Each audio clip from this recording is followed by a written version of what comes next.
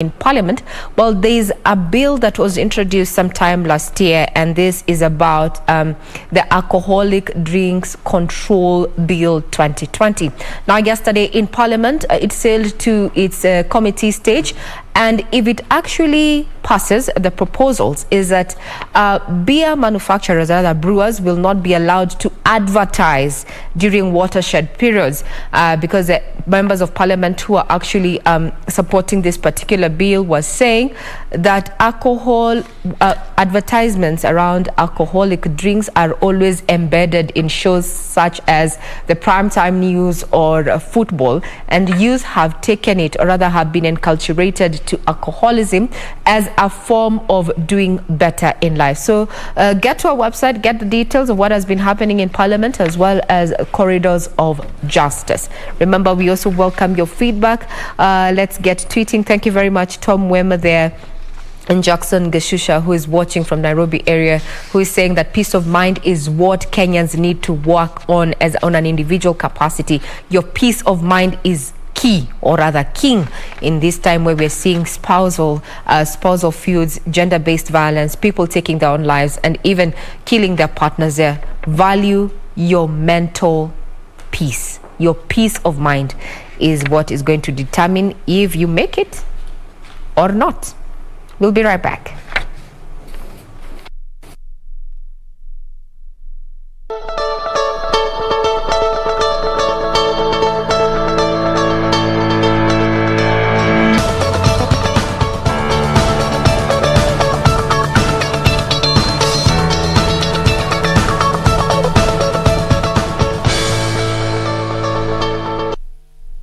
Okay, and at 16 minutes past 7, let's take a look at how the roads are looking like in terms of traffic. And today, like I mentioned, we'll be focusing on what is happening around Nyayo Stadium and also give you the latest on what is happening along Langata Road in regards to that crackdown by the police there. But right now, let's just take a quick look on the traffic flow around the Nyayo Stadium roundabout. This is how the roundabout looks like, at least not that bad.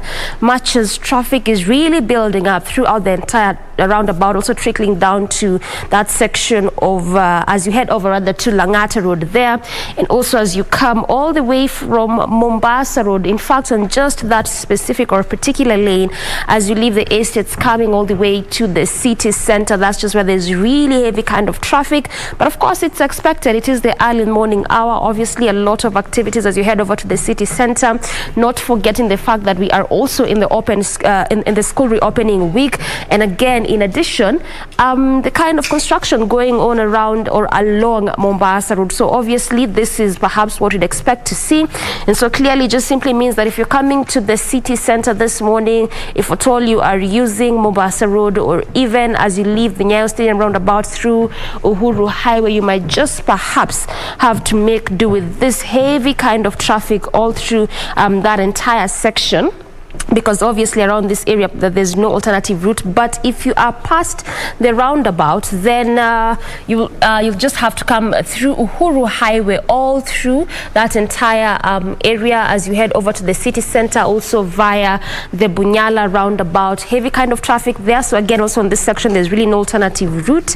Heavy kind of traffic being witnessed all through this entire area there. But on the other side, as you leave city center heading through Mombasa Road, at least on that section, moving at a very swift pace, no traffic at all. So just where there's really heavy kind of traffic there is actually on that section as you head over to the city center. But like I mentioned, that is just quite expected. It is the early morning hours, so perhaps what you're seeing is basically what we would expect to see there. Nothing is changing around the roundabout. The same is still being witnessed. It continues all the way through that entire section there. But how it looks like things are opening up just a bit as you enjoy into the roundabout. This is still via Langata Road there before you get to the Nyayo Stadium roundabout on the other side of Lusaka Road.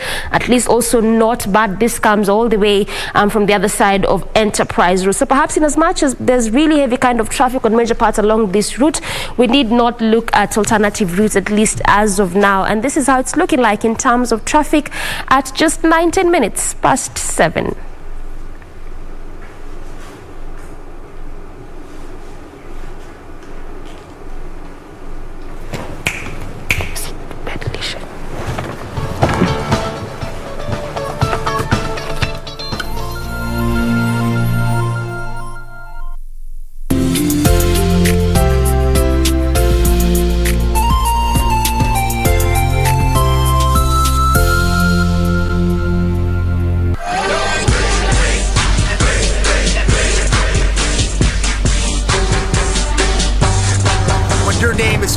Rottweiler and you're the MLW World Champion, you will do whatever it takes to hold on to that title. Now hold on here. What is Samael doing?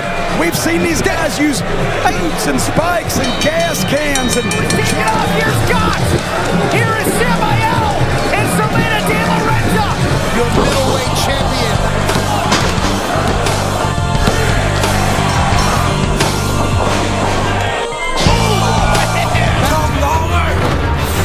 you better be ready for a beating. Get used to seeing this sight.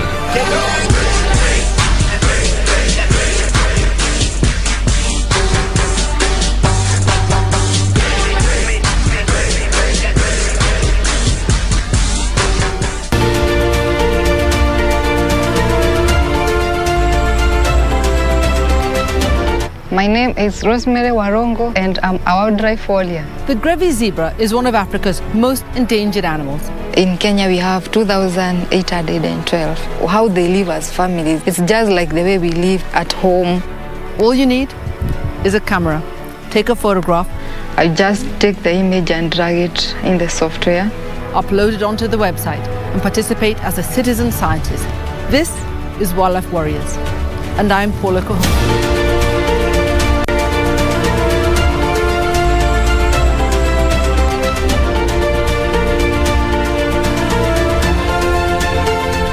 What does this number mean to you? A pack leader? A winner? Or just a number? To us, it means freshness, boldness, vibrancy, and heritage. That's why at KBC Channel 1, we make it easier for you to pop up your family entertainment to a fresh, exciting, and colorful bouquet.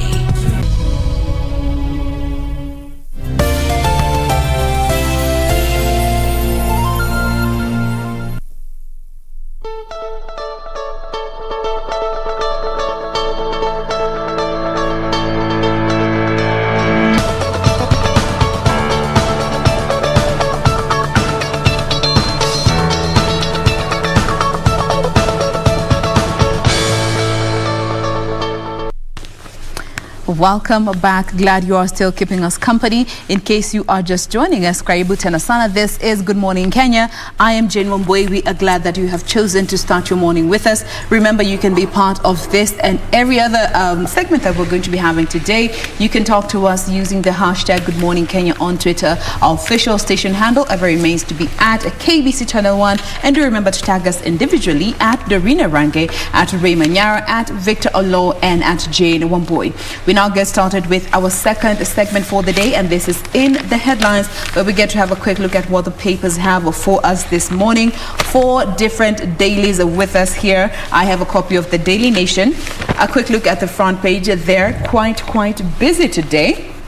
But starting with the stories on the left of this particular front page, this is in regards to the meeting between Raila and Uhuru, which was to happen yesterday after he held talks with Tuju and Murathe, after which Murathe did make a few comments. We'll be looking at that in a bit. Then there is the story in regards to the fairy tale romance that ended in murder and suicide involving a businessman and his now late wife. We'll be giving you the details as has been captured on this daily. It was also one of the stories that were in our GMK news brief earlier on. Some good news for civil servants as promotions and pay booms are set to take place for civil servants come next year. And this is an announcement that was made by Treasury CS Kuriyatani just barely 2 months after SRC froze any employment or promotions or any recruitment of any sort in the public sector for the next 2 years. So what does this mean for civil servants? I'll be giving you those details in a bit. And of course, finally, Kenya strikes gold at the 2020 Tokyo Olympics, bringing our collective total of medals to 5, with 1 gold, 2 silvers, and 2 bronze medals. We'll be giving you those details, of course, to celebrate our brothers and sisters who are making us proud there. Emmanuel Correa as he was mistakenly, his name was mistakenly pronounced by that commentator. Finally, coming to the main read here on the front page of the Daily Nation, Ruto, is he a victim or a schemer? Who is fooling whom? As one side they are saying there is a mission to, sort of just push him out of the administration as a whole, and the other hand we have allies who are or other members who are allied to the ODM party saying that he is on a pity party mission to just get sympathy. Those details coming up in a bit. Ray. Well, now I have two copies of the Daily. I have the Standard and the Star. Let's start with the Reds.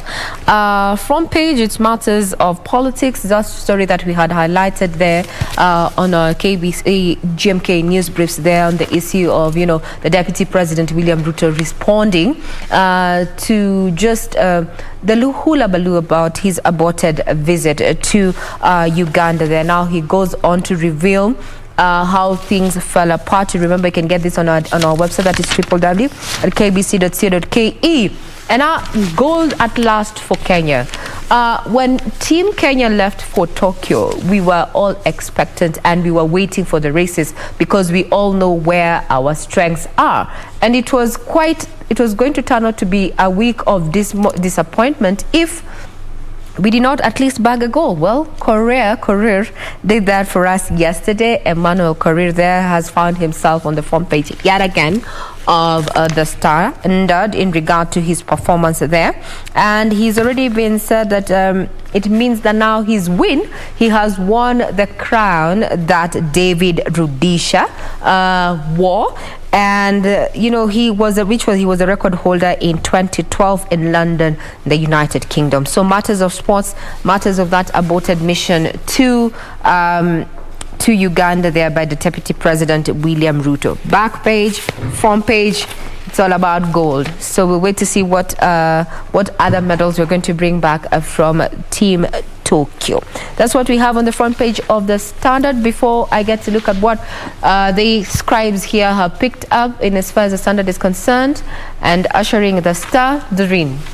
Yeah, of course, you also have that story of Emmanuel Korir as well as Ferguson, with Kenya just bagging that gold as well as the silver medal in the Tokyo Olympics. So finally, the golden moment is here for Kenya. That is what the head goes by on the PD this morning. We also have that story concerning the DP.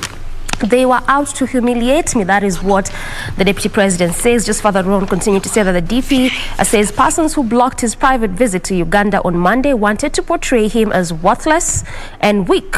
But Kibisho insists that he must seek President's nod to travel. This story this morning has been cut out from page 4 through 6, obviously just taking a bigger part of the paper this morning, and I'll be highlighting to you what exactly the DP means by that particular statement, and perhaps what it entails and means for him as a whole. And still sticking back with matters of politics, dress code controversy in House as first UDA lawmaker sworn in. That is the Kiamba MP, that is John Juguna. Yesterday we saw the MPs donning on colors allied to the UDA, that is yellow, green, there, black. So what does this mean?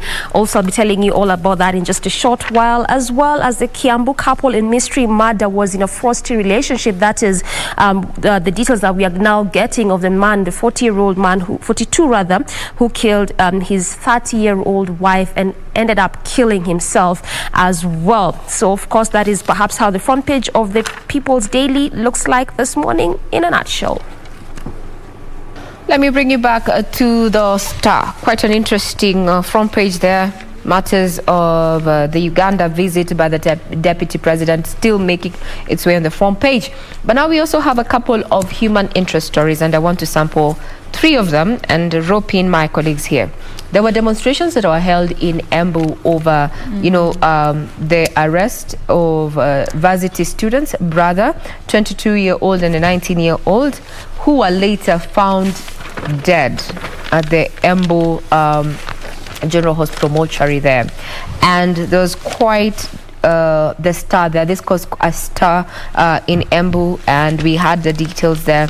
Investigations are ongoing after exactly what happened, to ascertain what happened when these two were allegedly arrested by the Manyata police for flaunting curfew safety protocols. They have been found dead, and may their souls rest in peace, but justice needs to be served. Now, we have been seeing running battles with city or rather county council askaris. Now, in a twist of fate, so to speak, is that now askaris have to pay 427,000 for knocking out a hawker's teeth.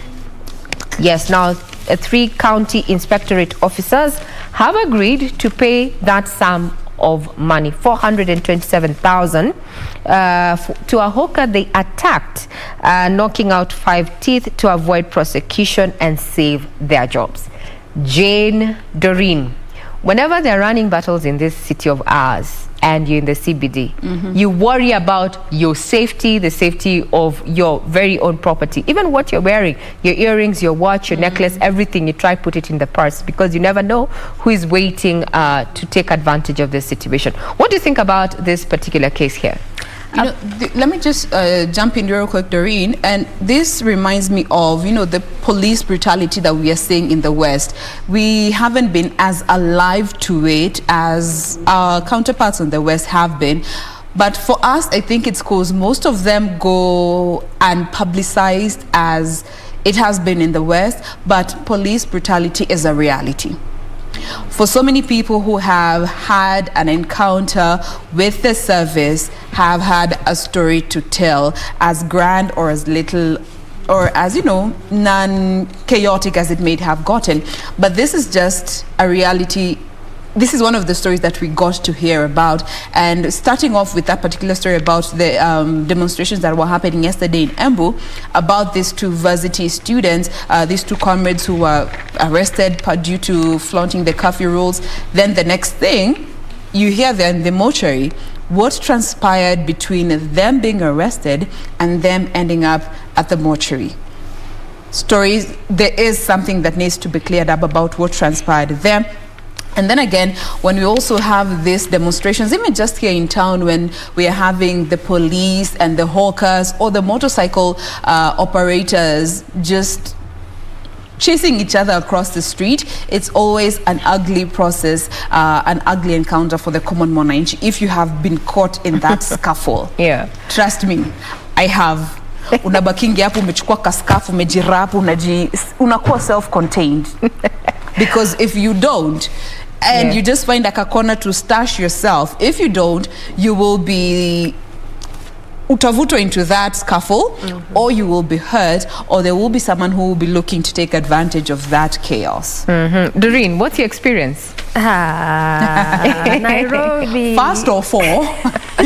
Honestly, I've not really had a bad experience, but I have watched one to a point where I just stood and I was like, is this really happening? And actually, as you were reading that story, I remember that I came across it in the morning, and the major reason as to why perhaps these kanjos will have to pay whatever it is that they're paying is because the hawker, whose name is Anthony Maina, was not able to pay 100 shillings in bribe to the hawkers, to the kanjos. So that is why the city council clobbered the man with a metal rod, and at that point the man was handcuffed. So it just meant he could not defend himself up until the city council were found guilty. And looking at what they have to pay, I think it's in order, and perhaps that needed to be done, because the way you're saying, one boy, sometimes you actually met in between the scuffle, and sometimes there's nothing really much you can do about it, because when you look at this particular case, this man was handcuffed, he couldn't do nothing.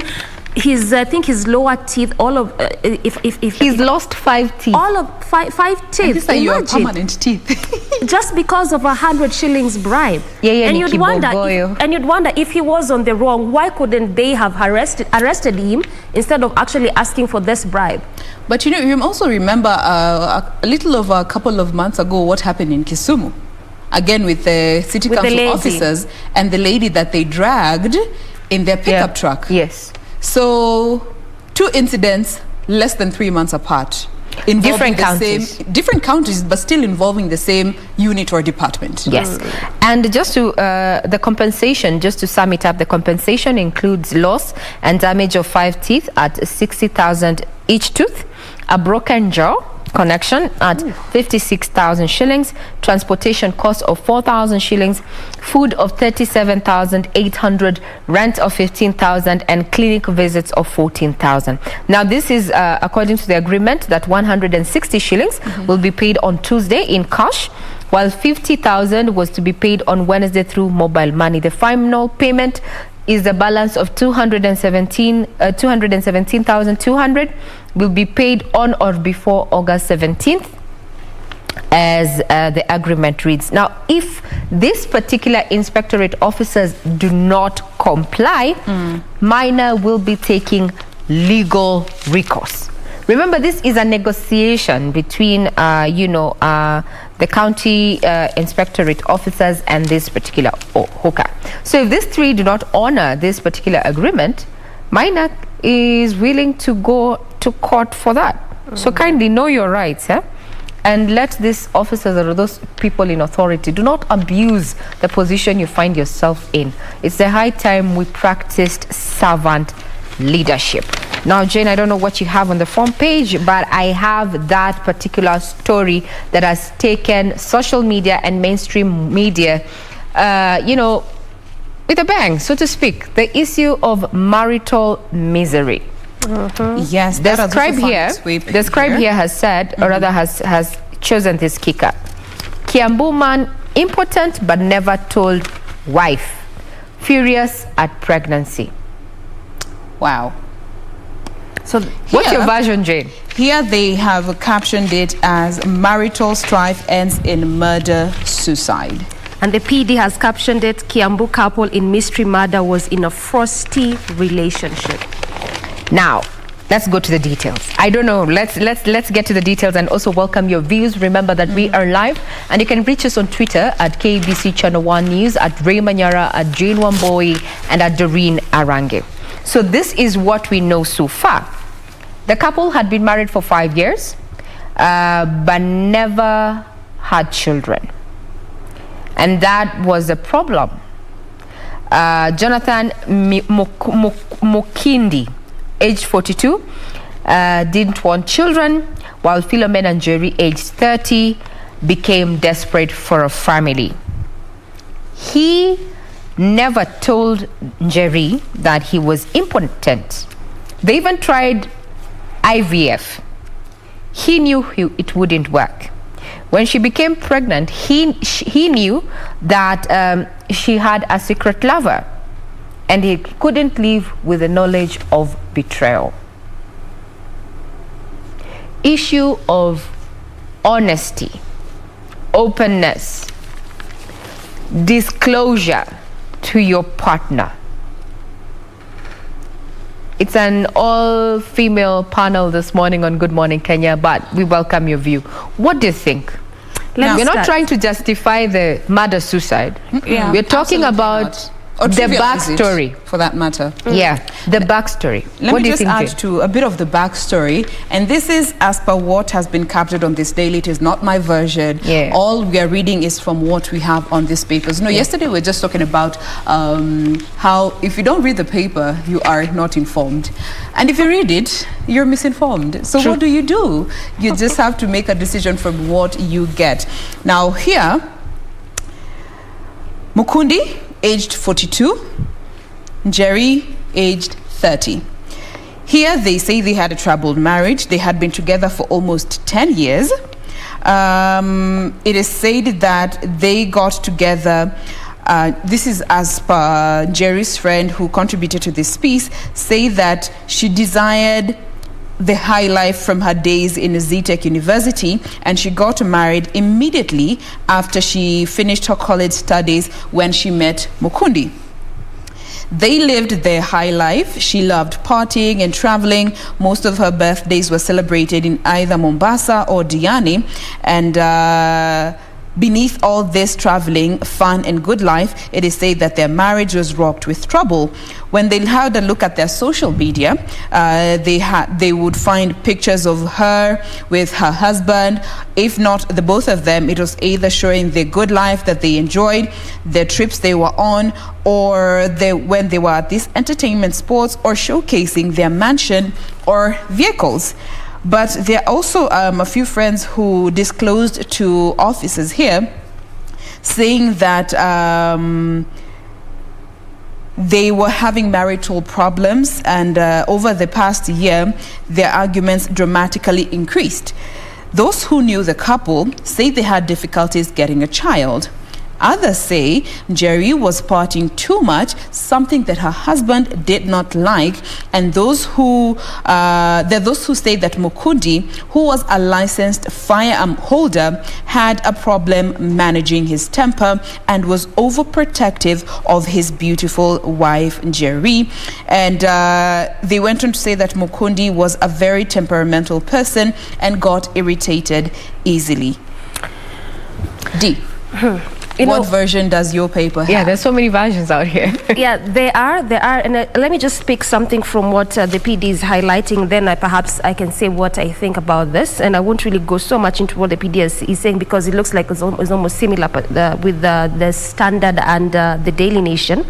But just to pick an excerpt on this article is that the scribe is saying that the Kiambu couple, whose bodies were found with gunshot wounds in their house, was said to have been in a frosty relationship before the man reportedly shot his wife and turned the gun on himself.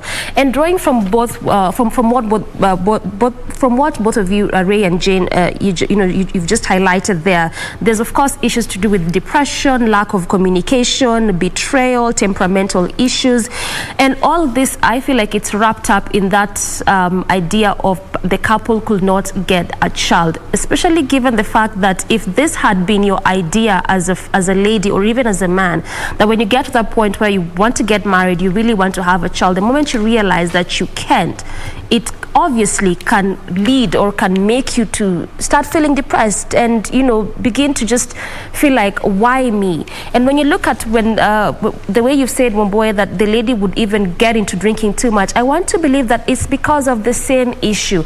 Now, when you look at how this is panning out, it's really, for me, I feel like it really boils down to lack of proper communication, because if the man knew very well that he could not sire a child, why was it difficult for him to converse that with the lady, for the lady to decide if I'm actually going to get into this marriage or not? When you look at what the lady did, much as perhaps you could say cheating is wrong, but it was out of a need to have a child, but altogether still choosing to kill yourself and kill the lady. Where has that led into? And I mean, when you look at it, when the man killed the lady was pregnant. So these are two lives having been lost because of that aspect and fact of betrayal. And that's why I keep saying all the time, anytime we have a story about relationships, I keep saying these conversations, have them from the onset. Know what you can pick, know what you can go into, know what you can take, because there are some couples who, by the way, si lazima wazae pamoja, they can even adopt. There are some who are comfortable with that. But for you, if that's not your thing, then from the onset, have this conversation so that you know if you can actually get into it or not. So for me, I think this was wrong, much as there could be so many underlying issues that could have perhaps led to this. But look at it, two lives having been lost, regardless of what had happened, is still... Now, there's a different version here on the Star, and I'd want to read it as it is. Now, according to the police report, Mukundi is a licensed gun holder, and he shot his wife 3 times in the head before turning the gun on himself. So those who spoke to this particular daily gave different versions or accounts of the man and the wife's life. So one said that Mukundi did not want any children, as he already had 2 from a previous marriage, while another said that he had confided to a close friend that he was unable to sire children. So in that first version, there is that he has 2 children and an ex-wife who live outside the country, so he did not want any more children. This is according to a neighbor who goes by the name Joseph Kamau. While another close friend said the couple confirmed that yes, Mukundi has 2 children and a wife in Belgium. Then another friend came out and said that Njeri was pregnant, but it was through IVF, and the two had met in a club sometime, and Njeri could not get pregnant, so they went the IVF way. And that person who came out to tell this particular lady said that they did not want to be named. Now, according to a friend, said trouble started when Mukundi discovered that Njeri had had an affair with one of her workers in the spare part shop that she ran in Mlolongo. Apparently, this was an investment that the husband had made for her. So he called a friend and confided in him and told him, you know what, Njeri is pregnant and I am not the father. So he was furious and threatened to harm himself or his wife, and this is according to the neighbor. So he tried calling, and he was not picking up, and now it's too late. This is regrets from a neighbor who this gentleman confided in. So according to Kamau, he said Mukundi had returned home in the house back home recently after a brief separation, and the couple were together on Monday evening.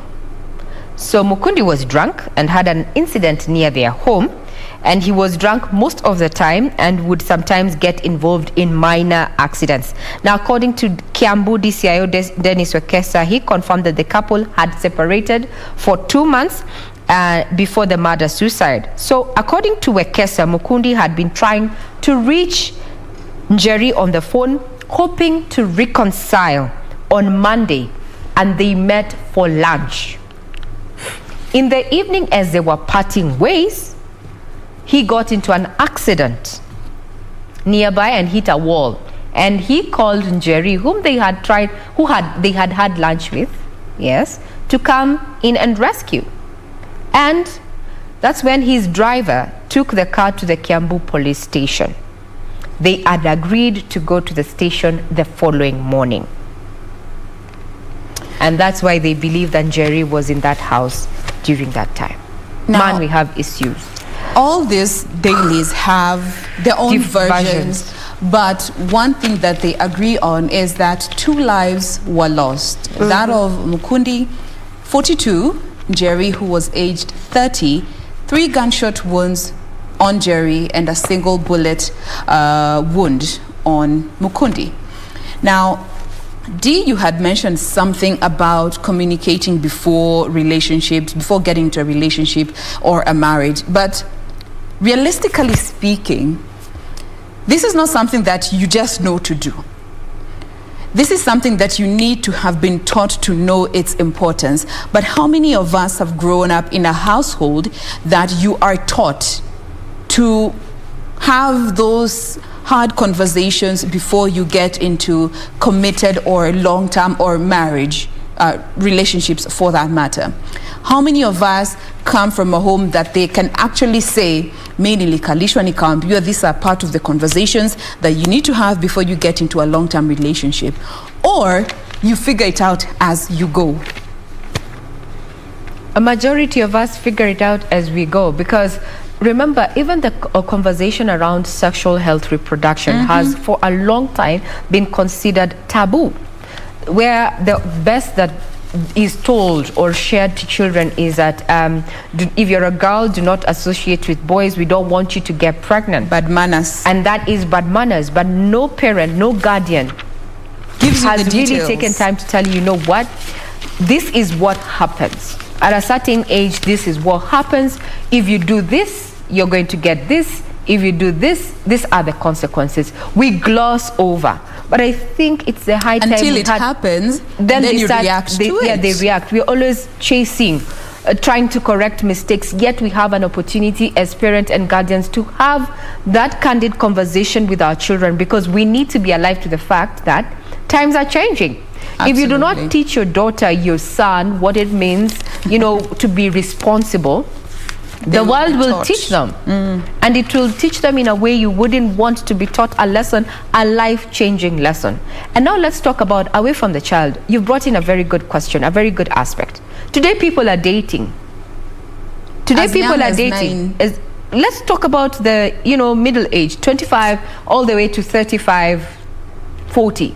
People are dating, but are partners having those candid conversations? So if today you find yourself impotent, or as a man you're shooting blanks, or your sperm count is low, are you ready to have those tests, those conversations with the person you want to tie a knot with? Before you marry them. Before you marry them, so that they can make a decision. Yeah. Am I still An going to informed be decision. marrying this man in as much that he cannot give me a child? Or are we going to get into this relationship and go for IVF? Is he open for that? Can we get even a surrogate? How are we having those conversations, or are we just assuming that when two people get together, they'll get an offspring? And if they don't, it's most of the time the lady woman who has issues. Yeah. Utatuzalia lini? Those questions that the mother-in-law asks.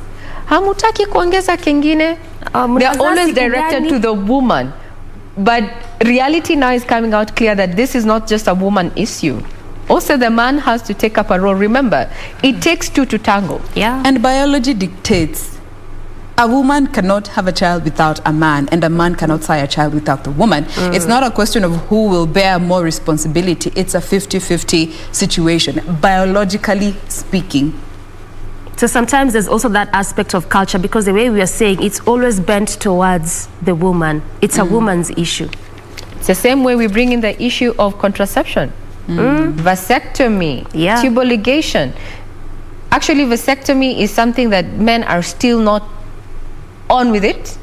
And now I'm looking at how would a woman take it when the man comes out and say, you know what, I'm impotent? Are you in a relationship where you're secure in who you are, and that the person you're with is going to take you with your shortfalls and your strengths too? Because there's some things you can't change. There are women who have a condition also that forces spermicide, that they can never get pregnant the normal way. Are we ready to have those conversations? I think this is something we need to address on Family Check. Jane, probably next week. That's what I'm saying. These are things that start in the family, in the household space. And if you didn't learn them there, you will learn the hard way. And but sadly, the hard way is always very violent. Yeah, but it also, chooses violence. Jade, as you say that, okay, of course what you're saying is true. It begins from the family, because I mean, if you are raised in that house where people don't talk, when you have issues, you just suppress yourself until you can figure it out. That could perhaps you could grow that way. But also there's a flip side where there are those that actually know fully well that because of this condition as a woman you can't sire a child, or because of this condition as a man you can't sire a child, but you are scared to tell your partner. Why? Because of the fear of the unknown, that perhaps I love this person so much that when I tell them wataniacha, then you just say, we'll figure it as we go along, as we move along. Then when you actually get married, you realize, by the way, there's nothing to figure out. This thing was as real as it could get, and I can't give birth, or this person cannot make me pregnant. And then you start having all these depressions and all these issues that perhaps would lead to what we are now seeing, murder cases, because you knew and you couldn't say because of the fear of the unknown. So there's two sides of this kind of conversations. We need to have premarital counseling, not just for Christians. Anyone who is willing or working at settling with another person, they need to have this premarital counseling to address these emerging issues, because we're in the 21st century. Things are different. This is no longer a setup where the parents negotiate that we want our daughter to be married in family XYZ because we have a bond XYZ. Things are emerging. People are meeting online. People are meeting in church. People are meeting on the roadside and deciding, you know what, I've been looking for you all my life. But in as much as you have found me, for the long haul, are we ready to tackle issues and create a path where we will not have these issues? You can imagine a family has lost a daughter a family has lost a son. You know, I have a friend yesterday who was asking guys on Instagram, just randomly. She was giving her experience. This is Georgina. Hi, Georgina. She's a follower of Good Morning Kenya. She was saying she has been in marriage for 8 years, and looking back, she has never gone through any form of counseling related to the marriage. And she was just asking guys, would you prefer premarital counseling, or you get counseling as and when the occasion presents itself in the marriage? And the majority of people said premarital to the left, to tender counseling as and when issues come up. No, in my experience, and nobody asked me, in my experience, I would go for the pre. Because learning as you go. But you know that now. Yeah, I know that Looking now. At back when you were getting into maybe that situation, do you think you would have the capacity to make that decision? Actually, I always thought like, this is something we read in the papers, this is too Western. Little did I know that this would actually shape my opinion about a union and a partnership. Now I know better. Before you settle, ask those candid questions.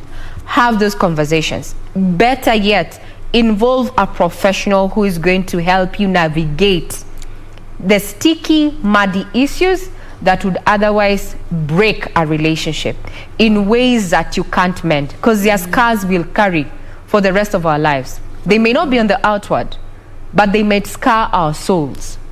So for your soul, for his soul, for her soul, now we know we are he, she, whatever. We are not we're not going to judge you, but we need to have those candid conversations. Yeah, absolutely. But what do you guys think about this? You can always be part of this. Share with us your thoughts. We will be sampling them as we proceed on with this particular segment. Hashtag still remains to be Good Morning Kenya on Twitter. D. Yeah, and also I think where we are as a society, you know, just looking at how relationships and marriages are structured even up till now, looking at how there's so much information out there and how perhaps culture, family, all these things just trickle down into marriage. I really think we need to get to a point whereby we need not to even be asking, should we have premarital counseling or have counseling as you go on? Like, it will just be mandatory. Have this thing, you know, have the premarital counseling as you go on, also have it, because I mean, sometimes there's also that aspect of people can change in between. You might have had that premarital counseling, but you know, it's live. 2 years, 3 years down, you begin to see some changes. So also have that, because I mean, it really, I think for me as a person, much as I've not gotten there, but I think it really helped a great deal, as opposed to just saying, I think let me just do life the way I think I want to do life. So let's have them. Change is the only constant. Change is the only constant. And yesterday, as we bring this particular topic to a close, it can yesterday go we can talk on and on about it, but I came across this video of a gentleman who was sharing his experience having been in marriage for 18 years. He said, looking at the first few years, they had a lot of issues, so many issues in their marriage, and they got to a point where they wanted to call it quits. And then he went to a counselor, and the counselor listened to his story and told him, then break up. Comes a bro, I came to you to help me stay in this marriage and you're telling me to break up. Akamwambia, yes, you need to understand that the both of you will change as you move on in this relationship. And if you get to a point where you feel that person you are or your person is different, break up. Then start dating all over again and reintroduce yourself as this new version, as your partner also introduces themselves as this new version. Do that as many times as possible if it will help you stay together, because fact remains, you will change over the years. You will not be the same person you were when you were getting into that marriage 2, 7, 20, 30 years into that marriage. Understanding that is what will help you guys stay together. But you're married. You break up, munaambiana leo, unalala kwa couch, mimi niko huku, kesho we have a date, or we are meeting online, we chat, we have a date, then we get engaged, then we get married, you know? Just finding workable. So we are breaking up within the relationship. Yeah, not that you making up. Yes, and reintroducing yourself as this person. I now like color blue as much as I used to love color black. I now like potatoes more than I loved them a week ago. Yeah. What do you like? And on that note, we are now taking a break. as we come back with more of what we have lined up for you here on Good Morning Kenya. Do stay with us. We appreciate your company.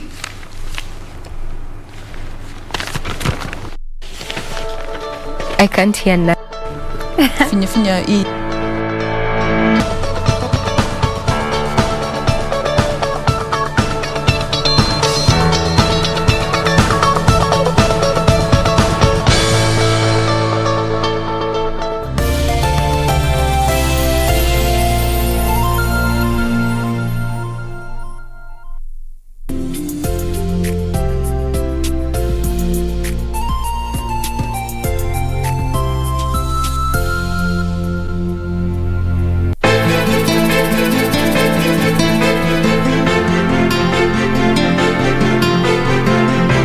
Na simu kakangu, napigia watu wangu waje wanisaidie. Kwani umesahau kwamba mimi huwa najua kila mahali ulipo? Muda, saa, wakati, sekunde, dakika, kila kitu. Ajabu, maana wewe huku kwetu ufiki kabisa. Na mzigo tu hapa nataka umpelekee mama. Acha roho chafu hiyo. Kamringe huyo rafiki yako mke mwenzio uko ndani Zari. Hata sijui ankuja fataje. Zari ankuja. Hata akifanya ankuja kumwona mama. Si mvituko hivyo.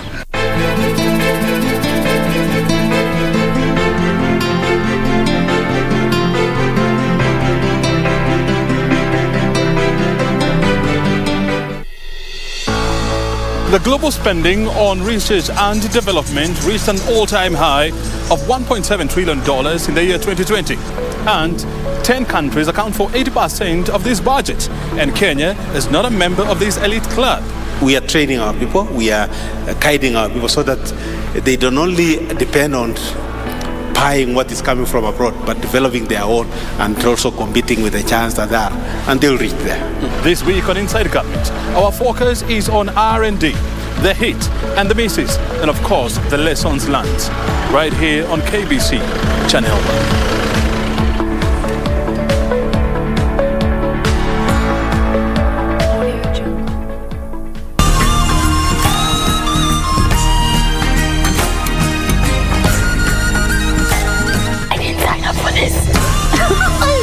This week on Surura, discovering Kakamaga's rich history of clayworks. Showroom. Yes. Where we visit Kenya's last rainforest. Please enter at your own risk. His Royal Highness.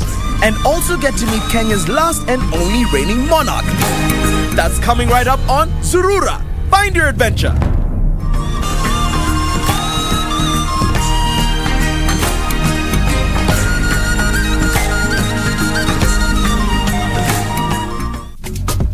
This is where it all began. As the mother of broadcasting in Kenya, you can trust KBC to bring you authentic news and programs to your living room. As KBC, we take pride in our unrivaled heritage as Kenya's trusted national broadcaster. Commanding over 92% digital television signal coverage of our country, 23 radio services that cut across our entire language spectrum, a national, regional and international digital presence backed by the most experienced and top-notch broadcast professionals in the industry. A very good evening to you. The new look Kenya Broadcasting Corporation is truly ahead of the pack. Turn to the mother of broadcasting in Kenya for stories that resonate with our identity, our aspirations as a people united in purpose. Real stories of hard work, of passion, of creativity, of big dreams. Stories that cement our nationhood. Stories that bring us together as one. We take pride in our shared heritage and destiny. KBC. Informing, educating and entertaining Kenyans as one nation. KBC. Kenya's listening. Kenya's watching.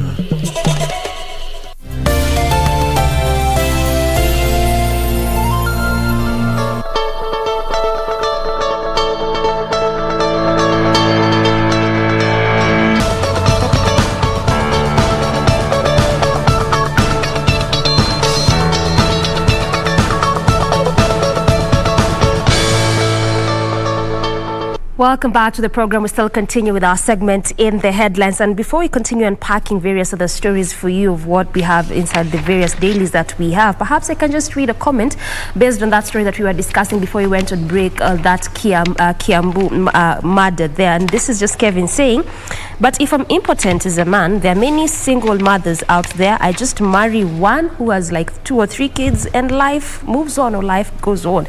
So yes, we continue just taking your feedback, perhaps what you have to say in regards to that story, as well as different other stories that we have for you. Now let's come to COVID-19. And we are seeing how perhaps the government is really trying to ensure that they curb the spread of this disease. In Nakuru, to be specific, there's an oxygen plant that is set to boost COVID-19 fight. And this is actually going to be a major boost. And this is after 2,000-litre oxygen plant, the second biggest in the country, was launched at Nakuru Level 5 Hospital. That was yesterday. So this particular oxygen plant was launched yesterday at Nakuru Level 5 Hospital. The representing governor, that is Lee Kinyanjui, in the groundbreaking ceremony. In the ceremony, the Deputy Governor Eric Korir described the plant as a milestone in the delivery of health services. He also added that the country has consistently allocated about 35% of its budget to the sector annually, that is to the health sector. So at least that's a bit of a reprieve when it comes to that particular aspect. Again, we continue to see how the medics are complaining and how they really want the government to just step up and ensure they help in the fight against COVID-19. And perhaps you've seen the government coming out in various ways to ensure that the spread of COVID-19 is properly curbed. Away from COVID-19, let's come to the issue of plastic bags. If you can remember, in 2017, that was when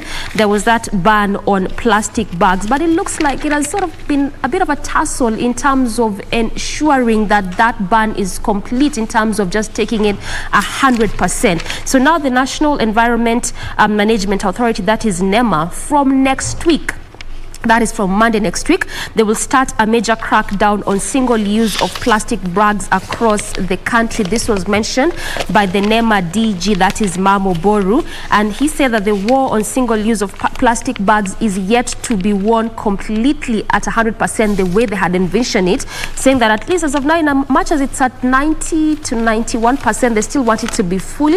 And the major challenge that has been posed is because of neighboring countries, especially those coming from neighboring countries where there's no that ban.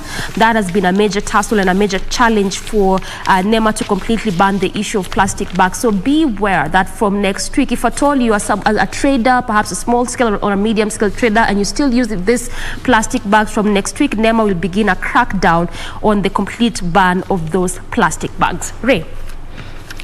Now, plastic bags, climate change and such. There's a report here that has been captured in one of the dailies, to be precise, the Star there just tells you why there's a different temperature change, especially if you're going down to the coast. So over the last few weeks, people along the coast have been donning sweaters and hoodies. This is not a scene that you link Mombasa with the high temperatures as we know with. So experts are saying that, issues of climate change are on the rise. Now it is cold. It may not be raining, but it is cold. There are gushes of cold winds hitting the coastal region. So yes, when you talk about strides that we have made in as far as environmental conservation is concerned in light of climate change, well, I think we're walking in the right direction. But however, Africa, to be precise, is playing catch-up. And we also have a discovery, or rather some students who are from JKUAT as well as the Kenyatta University, who have come up with some technology that is going to help us monitor the Locust Movement. Remember, this was a phenomena that had not been witnessed in the last 70 years when we first had our first locust invasion here. And over the last year, being 2020, we've been seeing this swarm of locusts migrating from Somalia, Ethiopia, and such, going where rather moving with the winds and destroying property.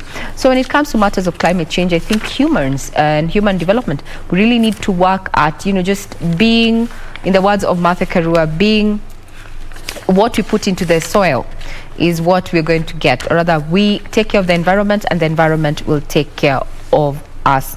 Now, talking about lecturers. Now, apparently, there is a new payment plan pegged on the courses they teach.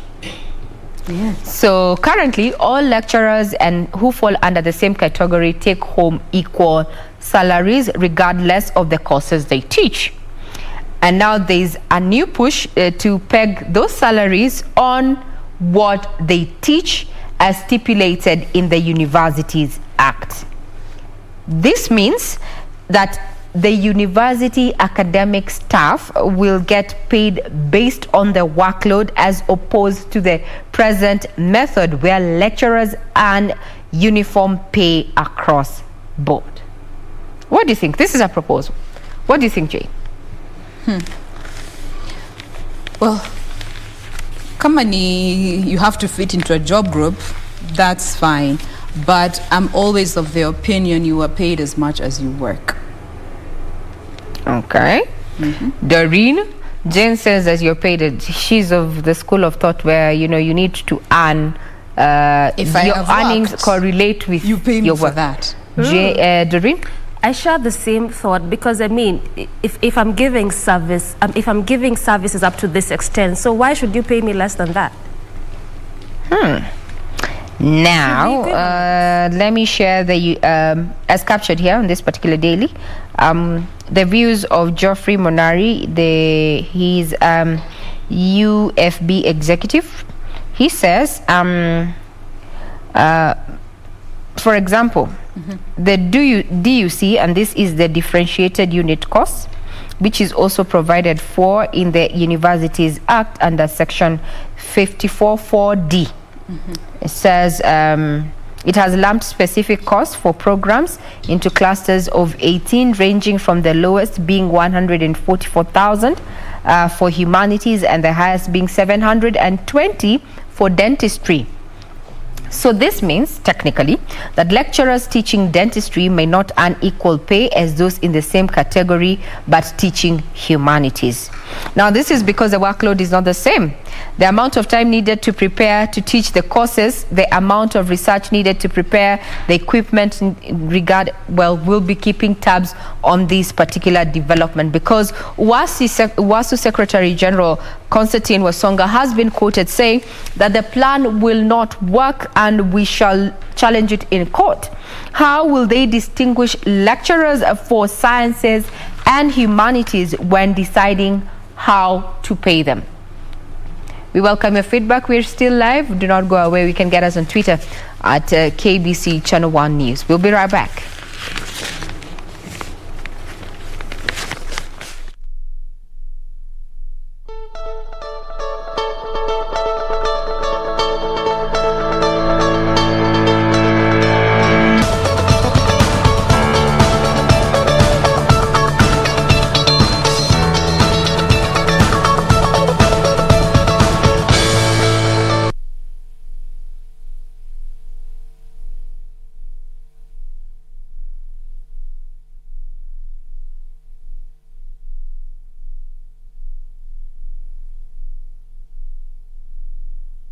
All right, and we obviously know that there's a crackdown on Langata route, to be specific. This is because this is actually for those that are flaunting COVID-19 protocols, which is inclusive of social distancing as well as wearing of masks. So we want to see how the traffic is looking like along that particular route, try to see if at all it's affecting the traffic flow around that area. Also, as we see how the Nyayo Stadium roundabout is looking like, given that that is our focus this Thursday. So perhaps you can just begin from the roundabout before we go all the way to Langata Road, as well as on the other side of Lusaka Road. That's that specific area, and this is how the roundabout is looking like. At least as of now, things have changed altogether. It's opening up around the roundabout as you head over to CBD via Uhuru Highway there, and on that section, in fact, just as you leave Langata Road coming to city center via the Nyayo Stadium, that on that particular section is just where it has opened up altogether. That's why we're seeing that green color there. On the other side of Lusaka Road as well, opened up altogether. The beauty is that it's actually on both lanes, moving at a very, very swift pace. Just as you get to the roundabout is where things are getting a bit thick, but altogether manageable kind of traffic. Also, as you branch from the roundabout, as you head over to Uhuru Highway there on that section where there's traffic, if I can mention heavy kind of traffic, is on that particular lane as you come to the CBD. But again, like I keep mentioning, it's obvious, it's the early morning hour, definitely, so we'd expect to see heavy kind of traffic. And in addition to that, we still have some sections closed along this particular stretch because of that construction of the expressway, which is still an ongoing roadworks. They are ultimately having a very having an impact on the traffic flow, especially around this route. And you can clearly see also from this particular stretch is that the same is being witnessed on both lanes. So also on that particular lane where we wouldn't expect to see traffic, given is the early morning hour, that is as you leave areas around Bunyala roundabout, Kenyatta Avenue, all the way from the Nyayo Stadium roundabout coming to the other side of Mombasa Road. On that particular stretch in this early morning hour, we don't expect to see every kind of traffic because of minimal activities as you come to the estates, but that is not the case this morning along this route, and this is where we are seeing the traffic also along that stretch. Again, it's because of the same reason of those ongoing roadworks in regards to that expressway being constructed, which cuts or passes along this particular stretch. When it comes to Langat Road as well, not so bad, given the fact that we had that crackdown in the morning because of those flaunting COVID protocols. We perhaps would have expected to see heavy kind of traffic on this stretch, but right now moving at a very swift pace. Again, the beauty is that it's actually on both lanes. Just as you get to the Madaraka roundabout, as you head over to branch off to the other side of Nairobi West, is just where there's a bit of a traffic on those two sections in around the roundabout. As you get to branch off to these two slip roads, that's just where there's a bit of a traffic, but at least altogether still a manageable kind of traffic. The same continues also as you leave the Timor roundabout on that stretch, again as you come to the city center. So in as much as we would have perhaps expected to see traffic because of that crackdown, there's also the fact that there's still some ongoing constructions, especially around the Timor roundabout, in regards to that overpass as well as the underpass that is being constructed along Langata Road to ease the traffic flow. So given that reason, we would, like I mentioned, we would have expected to see heavy kind of traffic, but that's not really the case. So in as much as there's a bit of a traffic, but altogether a manageable kind of traffic. Just slightly around the roundabout is where there's really heavy kind of traffic, but again it's also specific to just some sections, altogether moving at a swift pace. So again, perhaps if you do not want to make through the traffic flow as you leave the Nyayo Stadium roundabout going through Uhuru Highway, you can alternatively use Mbagathi Way as your alternative route there. And that is how the traffic is looking like this morning around the Nyayo Stadium roundabout as well as Langata Road.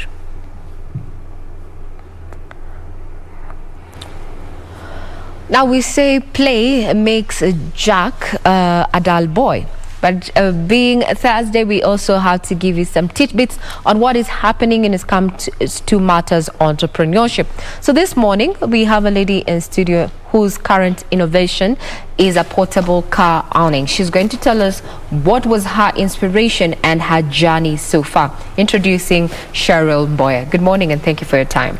Good morning. Thank you so much. So whenever people hear awning, they really don't know what that means. They can't even have a mental picture of the innovation we're talking about. Maybe just paint a picture. What is this gadget or equipment, so to speak? Thank you so much once again. An awning is basically a sunshade. It's a shade. It's synonymous to a shade. So when we talk about an awning, we are talking about a shade. Yeah, it's a shade. And now we're talking about a shade that is attached to a car. Not really. When we talk about the portable car shade, it is a car shade, or a portable car awning rather. It's a car shade that is actually portable. That you can pack it in your boot and go. Yeah. But want to understand why in all those innovations that anyone could think of, why did you land on this one? What was your inspiration for this? My inspiration to this is actually based on our potential clients who are basically motorists and vehicle owners. I noticed that, you know, vehicle owners and motorists actually face a really big problem or a really big challenge when it comes to, you know, parking. And we talk about parking under shades because we currently have inbuilt shades and also tree shades. And we know that inbuilt shades are actually minimum in, you know, in terms of the amount especially when it comes to buildings, and they're actually designated to several people. So if you visit a building, you might not get an inbuilt shade to park your vehicle in. And for the tree shade, we currently don't have enough tree shades in Kenya and globally. CBD, yes. Exactly, due to the shading of trees. So you find so many car owners and motorists are actually forced to park their cars, just under the direct sunlight. And now this actually now brings us to the detriments of, exposure of your vehicle to the sun. We are talking about not only the exterior but also the interior, not only the car paint, we're also talking about the engine, the car seats, and all other paint, the windscreen and the windows. So it's actually causing so much harm when you come to find out that so many people invest in their cars, so many people buy their cars at a, it's not a throwaway price, it's a foot and an arm. It's an investment, so to speak. Purchasing a car is an investment. And now that was the inspiration for this. Yes, tree cover, especially within the CBD, is minimal. You've rightfully put, if you go to an office, there is a specific shade or other parking slot for a person. So what happens? Is this particular car awning, does it fit all? Does it fit all, or do you have some for SUVs and for small cars, such and such? Do you have a distinction, or is it a free to go, or rather free size to go? Well, it comes in one size, but in this particular innovation, we have incorporated advanced technology and artificial intelligence to be able to ensure that if you actually purchase this awning, and say for example you have two vehicles, a SUV and a saloon car, you can actually use this one awning that will be able to fit all models. So what happens is once you key in your specification in an app that is actually specialized, okay, it's not really specialized, but it is adapted to both all types of phones, tablets, laptops, and also the digitized watches. You will fill in your car specification, and it will extract the model from the app. Then it will be able to adjust itself according to the size of the vehicle. So it's a smart gadget. It is. It's a smart shade. It is. You don't roll it up yourself. We do not expect to be climbing on top of the car and fixing it ourselves. No. Intelligence. Now, talking about AI, we have had, and even reports have indicated that we're in the 21st century. We are. And matters of industrialization, the fourth industrial revolution, it's coming. It's here. From where you sit, what is your take in regard to us and the role that the youth is playing, in fast-tracking the fourth industrial revolution in the country? Thank you so much. I believe that the youth, we are currently the most innovative generation. And when I talk about innovative generation, we find so many youths are actually able to adapt themselves in this current growing technological world. We're able to adjust ourselves with whatever we can, with the products we provide, with the services we provide, to actually be able to incorporate technology that will be able to be a fit in this current society. Government has been at the fore when it says it wants to support the youth and innovation, and it has rolled out quite a series of programs, from the Ajira program to such and such. For a person who's already in the value chain and you fall in the bracket of being a youth, have you felt the trickle-down effect of these interventions? Yes, I have. I have felt this, the effect, because the government, as you've mentioned, is actually trying to tap into the intellectual and the creative capabilities of the youth. And when we talk about this, we are talking about any job opportunities and awards that can be able to help youth tap into this market and be able to advance themselves. What I can mention from my past experience is from the youth agenda, where I was nominated to be an awardee for the environmental category in this particular innovation, given that this innovation is actually a green innovation. So when you look at the youth agenda top 35 under 35 award, not only do they award you, but they put you in a 1 year incubation period where you're able to learn from from professional, from industry people, and you're able to actually gain more knowledge that you can be able to tap and advance your innovation. What would be your comment in as far as going green as a country is concerned? Sorry?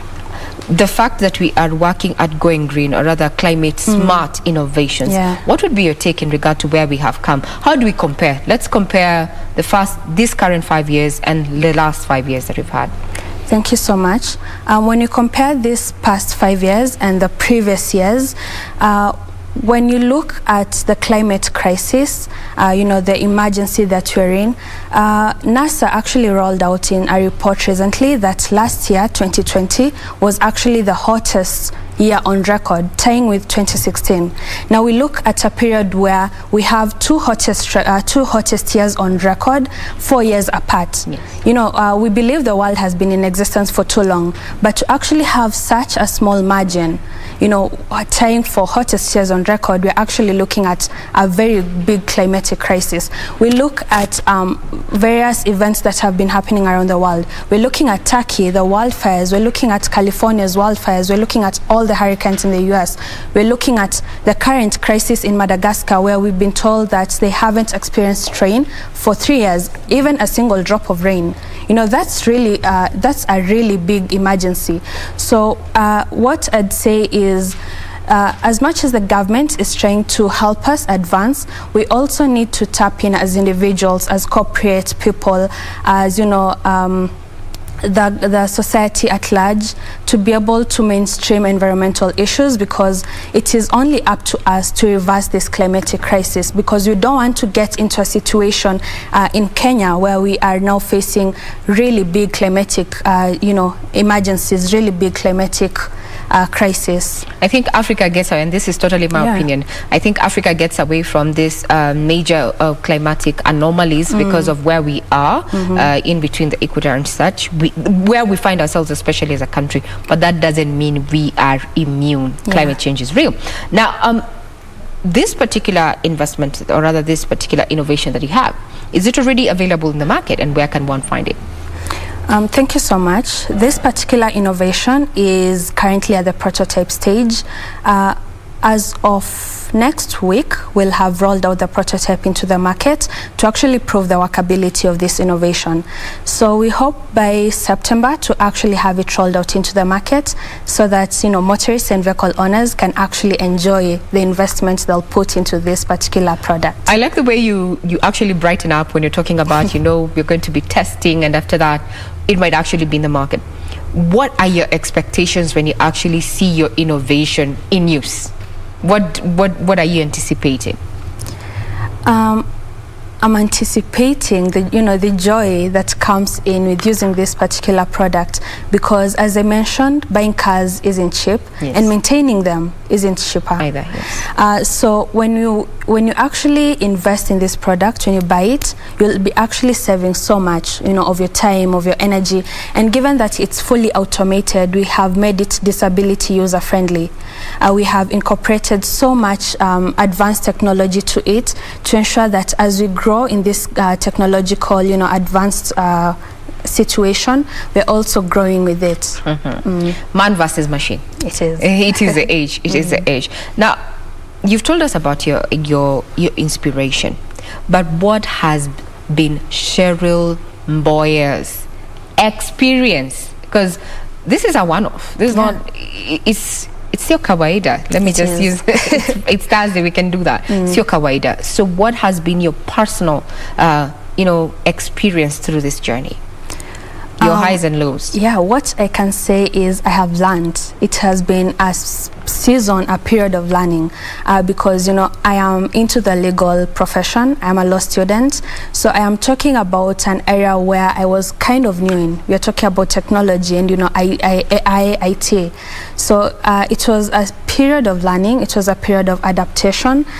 And what I can say, my highs and lows, it has also been a period where I was able to tap into the knowledge I have acquired, in class, because I have been able to patent it nationally, and I already submitted an international patent at WIPO. So it has been majorly a very big learning experience for me. Now that you've mentioned that you are legal, and we'll be tackling that when we come back after that short break, the issue of patency, coming up with an idea, ensuring that no one is going to take advantage of you.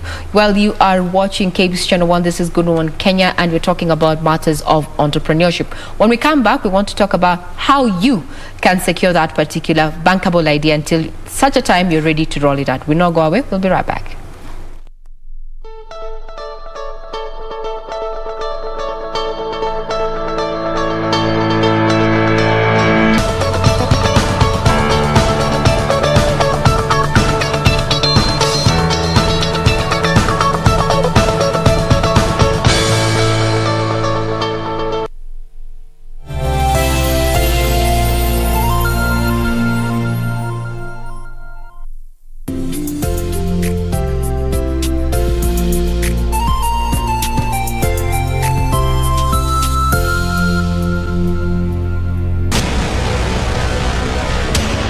Get the VIP access to the best shows on KBC Channel 1. We have something different, something special to spice you up.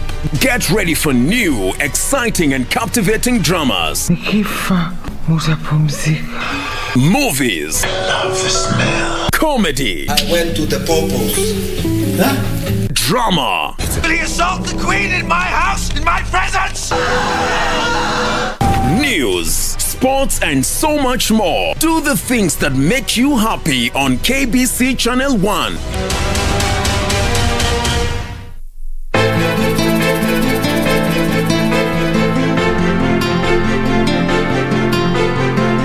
Nisaidie na simu kakangu, napigia watu wangu waje wanisaidie. Kwani umesahau kwamba mimi huwa najua kila mahali ulipo? Muda, saa, wakati, sekunde, dakika, kila kitu. Ajabu, maana wewe huku kwetu ufiki kabisa. Na mzigo tu hapa nataka umpelekee Maya. Acha roho chafu hiyo. Kamringe huyo rafiki yako mkeo mwenzio uko ndani Zari. Hata sijui amkuja fuata nini. Zari amkuja. Hata ikifanya amkuja kumwona Maya. Si mvituko hivyo.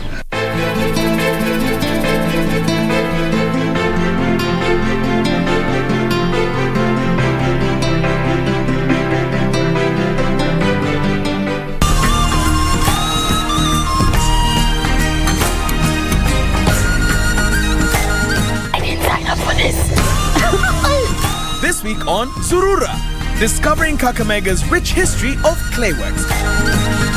Showroom. Yes. Where we visit Kenya's last rainforest. Please enter at your own risk. His Royal Highness, and also get to meet Kenya's last and only reigning monarch. That's coming right up on Zurura. Find your adventure.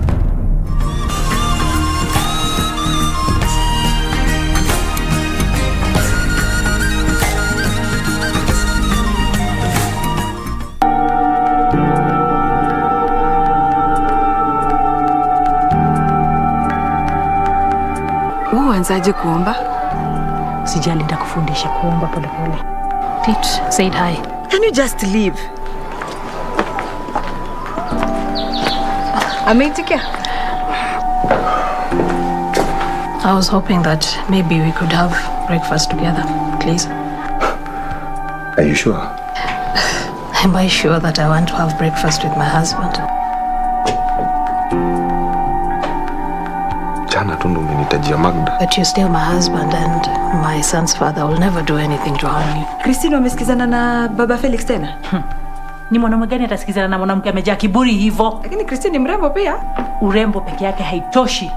Is Fiona back? Is your husband at home? That's none of your business. And this family is none of yours.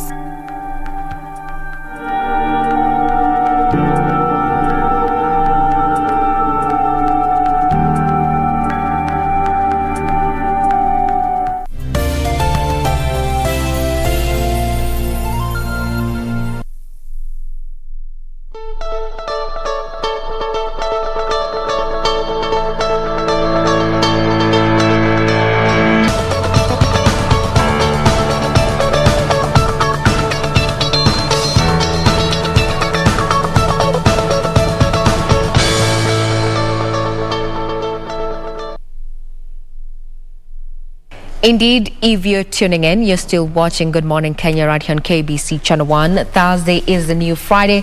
However, we are speaking matters of entrepreneurship. With us in studio is an innovator, young for her age, but quite taking the industry by storm in using Internet of Things as well as artificial intelligence for her current innovation. This is a portable car awning. Just in case you're wondering what a car awning is, it's a shade.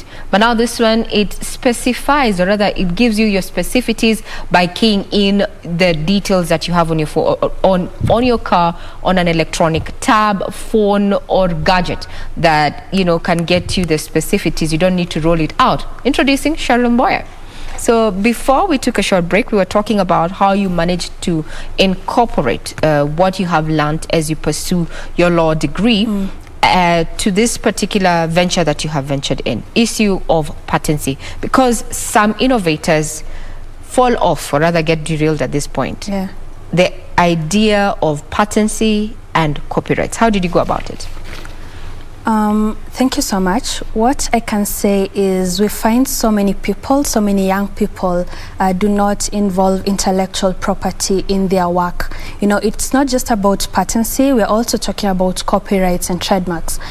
So many people, so many young people have tapped into photography, but you find a majority of them do not, you know, copyright their work. They do not copyright their literary and artistic works.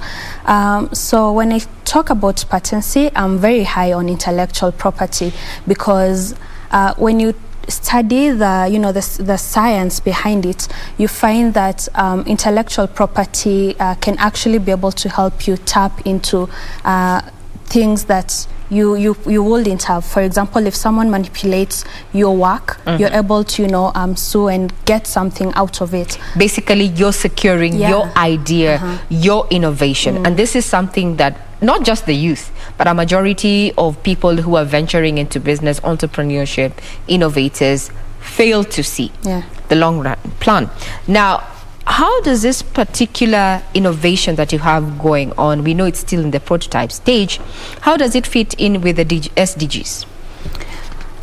When we talk about the SDGs, we are talking about the SDGs on climate action, you know, sustainability of cities. This particular innovation is a green innovation, as I had previously mentioned, where we are using, you know, sustainable and environmental friendly materials. So this actually is able to help us tap into, you know, this particular SDGs, where we are able to ensure that we have sustainable cities, that we are able to ensure that we address this climatic crisis that we have going on in the world. Also, it also taps into the SDG on manufacturing, because we have in the long run, we'll be producing it in bulk. We'll be, you know, having mass production. So we'll be able to tap into this manufacturing SDG and be able to, you know, bring in more people working, more youths on board, so that we are able to also create employment in the country. This is a successful innovation, and we believe that in the next few weeks or so, you will prove us right, or rather we will be using this in the market. But is this the end of the road for Cheryl Mboya when it comes to, you know, ICT, or rather internet, or the ICT driven innovations, or should we expect more? What I can say is expect more, you know, in the long run, because I have so many good upcoming projects that will be able to fit into, you know, the green economy, that will be able to tap into this particular youth and employment crisis. So our viewers are watching, and they have quite the questions. If they wanted to know more about your innovation, where would they get, which platform would they get these particular details? The details are under GreenX Telemechanics. It's my company, where we are a technology and innovation developer. We aim to help, you know, young people and other people be able to develop the innovations. So currently, the portable car awning is our pioneer project.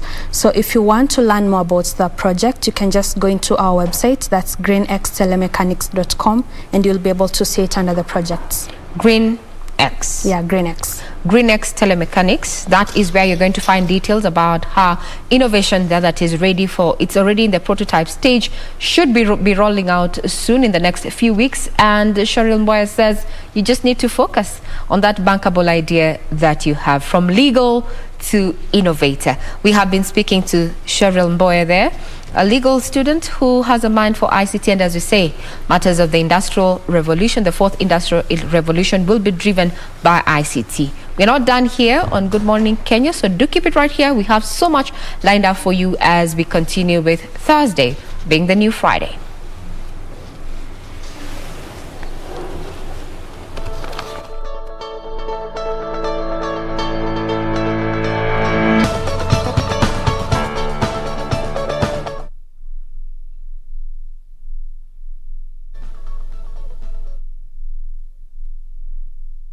Continue with the program. Still Good Morning Kenya, and from entrepreneurship to now matters entertainment. After the rise of the earnings for artists upward from 30 to 40%, what does this mean for artists? Is it a reprieve, a good reprieve? Some had said that they want it to even go up to 50, 65, but at least it's not so bad. But altogether, still, what does this mean for artists? That is the conversation we're about to have this morning with my guest, even as we talk about his music, how it has been all through for him as an artist, and also given the fact that, yes, we know that COVID-19 really affected a lot of artists. So what did it mean for him, and how is he picking up after all that? That is what you're about to discuss this morning on our segment Entertainment Thursday, na niko naye Tommy D. Umesema tu ni mnume ulimi, niongee Kiswahili. Tabidi leo. Aya, before we go to that good news for artists, wacha tuanzie kwanza kujua Tommy D ni nani? Tommy D ni mwanamuziki wa kizazi kipya ambaye anatokea kwenye familia ya kawaida. Mimi natokea Taita Taveta 006 mjini Voi, ambapo muziki nimeuanza 2013 mpaka leo. So tuseme that's like 8 years kwa muziki. Yeah. Imekuwa vipi? Safari waga ngumu sana. Unajua hakuna msanii, actually wasanii, hakuna msanii iko either ni wa muziki, mambo yanaigiza, atakwambia ni safari imekuwa ni rahisi. Binadamu wa kawaida inakuwa na nini? Binadamu wa kawaida hakosi historia. Lakini wasanii stories nao waziko nyingi. Kwa sababu sisi ni vioo vya jamii na inabidi Mungu anaweka vikwazo ndio tuwe na vitu vya kuelezea baadaye. So safari imekuwa tu ngumu kwa sababu nilianza kutoka chini kwa primary, ambapo sikuwa na mtu yote kunisupport. Ilikuwa tu mimi mwenyewe kujichakatua, kujikwatua huku na kule, kupata pesa ya kurekodi, ya kushoot video. Kumbuka tukianza ilikuwa hakuna mambo ya YouTube sana, CD sana. So imekuwa ngumu. Nikakuja nikapata management the extreme mwaka jana. Tukakuja nikatoka the extreme mwezi wangapi? 3 months ago. Ndipo sasa hivi niko mwenyewe. Yeah. Kwa hivyo ukianza ulikuwa umeanza tu peke yako bila management. Yeah. So kuwork under management, kuwork bila management na kuwork under management, how can you compare the two? Because kuna wengine wanakuambia mimi nataka tu nikuwe msanii kivyangu, nifanye vile ambavyo nataka, because management ni kama wengine wana feel ni kama ina limit kwa kikweli. Wewe kwa kweli vyote ni sawa. Vyote ni vitu vizuri kwa sababu mimi siwezi nikasema nilikuwa pabaya ama nilikuwa pazuri. Unajua ile ni mambo tu ya kibiashara. Unajua tulikuja tukatofautiana kibiashara. Lakini vyote viko sawa kwa sababu unaposema management kwanza inakufanya msanii hauna stress. Hautafuti pesa kurekodi, hautafuti nguo, hausumbuki yani, hautafuti interview wala nini. Umeona? Ambapo pia kuwa mwenyewe ni vizuri kwa sababu kuna kupatia nguvu na ile ukwezi uwe na bidii yani. Unajua inakufanya mwenyewe unakuwa unataka kujitume zaidi. Nitafanyaje mpaka nifike pale, nitafanyaje mpaka nifike pale. Ndio challenge kubwa hiyo. Yeah. Now ukiongelea the challenges, because we know how challenges can really shape someone as an artist. Yeah. Wewe imekukuza kivipi kama msanii? Challenges mimi zimenipatia kwamba nisiwahi kukata tamaa. Okay. Manake management yangu ambayo nilitoka juzi, YouTube, nyimbo zangu YouTube zilitolewa, YouTube channel yangu ikahakiwa. Unaona sasa it's like nikakuwa kama give up hivi. But mamangu akaniambia, mwanangu usikate tamaa. Hiki kipaji ni chako, sio cha bosi wako wala sio cha mtu yoyote. Jipambanie mwanangu, utafika. Ndio maana leo niko hapa. Okay. Yeah. So tuseme zinakufanya na kuwa much stronger. Yeah. Na ukiangalia pia mitandao ya online, kwanza sasa hivi tunasema kwamba COVID kweli imeaffect sana wasanii. Sana, yeah. Na tunashukuru kuona how different bodies lie to the government, they are trying to do at least to help artists. Yeah. We saw with that rise of earnings zenye mtakuwa mnapata kama wasanii. But ukiangalia pia hiyo mitandao ya kijamii na vile ambavyo umesema kwamba YouTube yako ilikuwa hacked. Yeah. Na tunajua pale ndio ambapo everything was happening. Kila kitu kinapatikana pale, yeah. So ulijipick up vipi ama umekuwa sasa ukisurvive vipi? Unajua mimi kando na kuimba, mimi ni songwriter. Okay. Unanielewa? So kitu ambacho mimi kinaniingizia hela mimi ni kuandikia watu nyimbo zao. Ambapo nimeandikia wengi sasa hivi wamekuwa maarufu. Wengine tunaendelea kufanya kazi, hata jana nilikuwa naandikia mtu nyimbo. So hicho ndio kitu sana kinanipa mimi hela za muziki hata kuliko kuimba. Okay. Yeah. So you're both a singer and a songwriter. Yeah. Okay. Na kuna nyimbo zako zingine zenye ambazo wewe umetoa ambazo mtu mwingine amekuandikia, because pia kuna kwanga na hiyo challenge kwa wasanii. Yeah. Unapata wengine who are really good in singing but can't quite write music. Na kuna wale ambao they can write very well but kuimba kidogo tatizo. Na kuna wale ambao wanaweza fanya at least both of them. Yeah. So kuna wimbo ambazo wewe umeimba mwenyewe na umeandikiwa, na labda huwa inakuwa vipi? Mimi sijawahi kuandikiwa nyimbo. Sijawahi kuandikiwa nyimbo. Nyimbo ambayo nilishiriki kwenye mambo ya kuandikiwa ni nyimbo ambayo nilifanya Dogorichi. Yeah. Maana yake tulikutana studio, akaniambia Tommy, nahisi kana kwamba sasa hivi usiimbe vile unaimba, jaribu kubadilika uimbe hivi. So tujaribu kutafuta idea kama hii hivi na hivi na hivi. Dogo alikuwa anakuambia? Yeah. Okay. Ndipo tukafanya na ngoma ndio imenifanya mimi nikajulikana. Nairobi na Mombasa kwa sababu imefanya vizuri, imeenda vizuri na hata imeregesha hela. Yeah. Tuongelele hiyo kidogo kwanza hapo kwa collabs. Yeah. Utapata kwa sasa wasanii wengi wana complain kwamba kwanza nikifanya collab na msanii mkubwa, because Dogo tunamjua, msanii mkubwa kwanza pale Mombasa. Yeah. Kuna hiyo aspect ya who owns the rights to the song, ama hata revenue ikitoka ya huo wimbo, nani anapata a bigger chunk? Ni mwenye ameandika ule wimbo, mwenye amemshiriki ule aliyeshirikishwa, ama inakuwa 50-50 au inakuwa vipi? Ni biashara. Okay. Muziki ni biashara. Mimi ndo nilimfuata Dogorichi. Kwa hivyo mimi ndo nilimtafuta Dogorichi. Kwa hivyo nilienda kwenye sheria zake za biashara yake ya muziki. Bwana Tom, ukitaka kufanya na mimi collab, utanifanyia hiki na hiki, ndio tufanyie collab. Unaelewa? Ule wimbo gharama zote ni zangu. Okay. Nilimlipa Dogorichi kuimba naye. Nilimlipa Dogorichi kuimba naye. Ushanielewa? Na nikasimamia kila kitu kwenye ile project. Unanielewa? So yeye hawezi claim chochote wala hawezi kuuliza chochote kuhusu hiyo nyimbo yangu. Ni mimi niamue nipeleke wapi, ni faidi hata milioni ngapi ni ya kwangu, sio ya kwake. Kwa hivyo yeye hakuna kitu anapata kwa huo wimbo? Hakuna. Ndio maana yake nilimlipa, maana yake ni kazi yangu. Okay. Yeah. Na basi nini huwa inakuwa tatizo, because utapata wasanii wengine watakwambia tulishare 50-50. Maybe kama ni lines, mimi nilikuwa na lines zangu, ulikuwa na lines zako. Maybe nilikutafuta sikatai, but mimi kuna input yenye nimeweka kwa ile wimbo. But ikipata pale kwanza kushare revenue, wakati sasa nyimbo imeanza kujipa, tunaanza kukosana, tunaanza kutatizana. Shida hapo inatokea kwamba tumefanya kazi bila kukubaliana. Okay. Unaona kwa sababu mimi napenda ninavyoimba. So tufanye collab. Unaelewa? After hiyo collab, what next? What if ngoma ikihit? Itatusaidia sisi na nini? Unanielewa?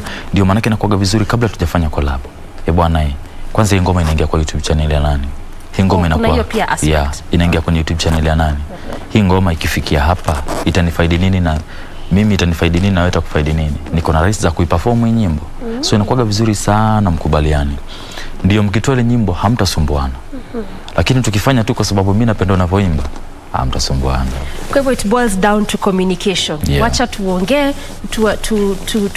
tujadiliane na tuelewane kwamba iwapo hii ngoma ita hit, I make a lot of money, how are we dividing, how are we splitting? Yeah. Okay. Haya, before tukuje kwa muziki wako, umesema wewe ni msanii kutokea Mombasa, na kuna shida nyingi sana, especially from wasanii wa Mombasa, wanasema kuwa kwa msanii pale Mombasa ni tricky, kupata shows ni difficult, kupata interviews. Yani kuna tu changamoto nyingi sana compared to wasanii ambao wako Nairobi. Kwako imekuwa vipi, ama how can you compare the two? Mimi kwanza sipendi kujifanisha na mtu. Umeona? Sema tu kwamba mimi naamini kila kitu ni juhudi zako mwenyewe. Unanielewa? Usitoe nyimbo leo, hujatafuta presenter, ukamwambia bwana nina kazi yangu jatafuta DJ alafu uanze kuclaim kwamba nyimbo yako ichezwe kwa radio wala kwa TV. Ni wewe mwenyewe unachukua hatua gani? Maana kama presenter wote wa Mombasa wengi wao ni marafiki zangu. Kama vile nimetoa nyimbo mpya jana, wamecheza tu. Unaelewa? So ni wewe mwenyewe tu una approach vipi watu, una communication gani na watu na unajituma kwa mbinu gani. Yeah. Before tuendelee na hiyo conversation, tueleze a bit about the song we are seeing on air.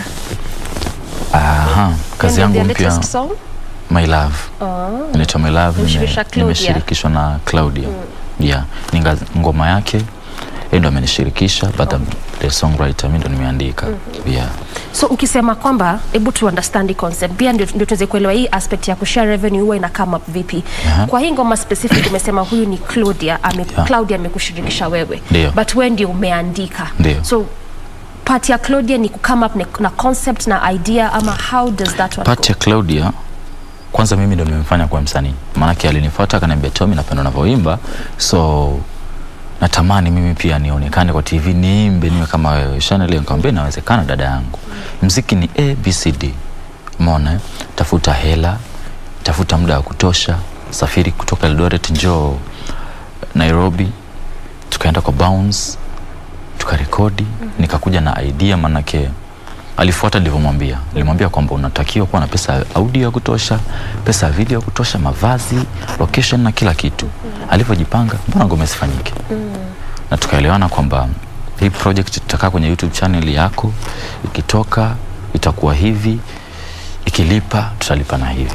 Ndio maelewano hayo. So still again goes back to agreement na vile mnaelewana na ule msanii ambaye umemshirikisha mali ya kushirikisha. Okay, let's go back to that, just trying to understand music between artists when yako pale Mombasa na hapa Nairobi. Na ulikuwa unatuambia hapo awali kwamba inataka pia msanii ujipush.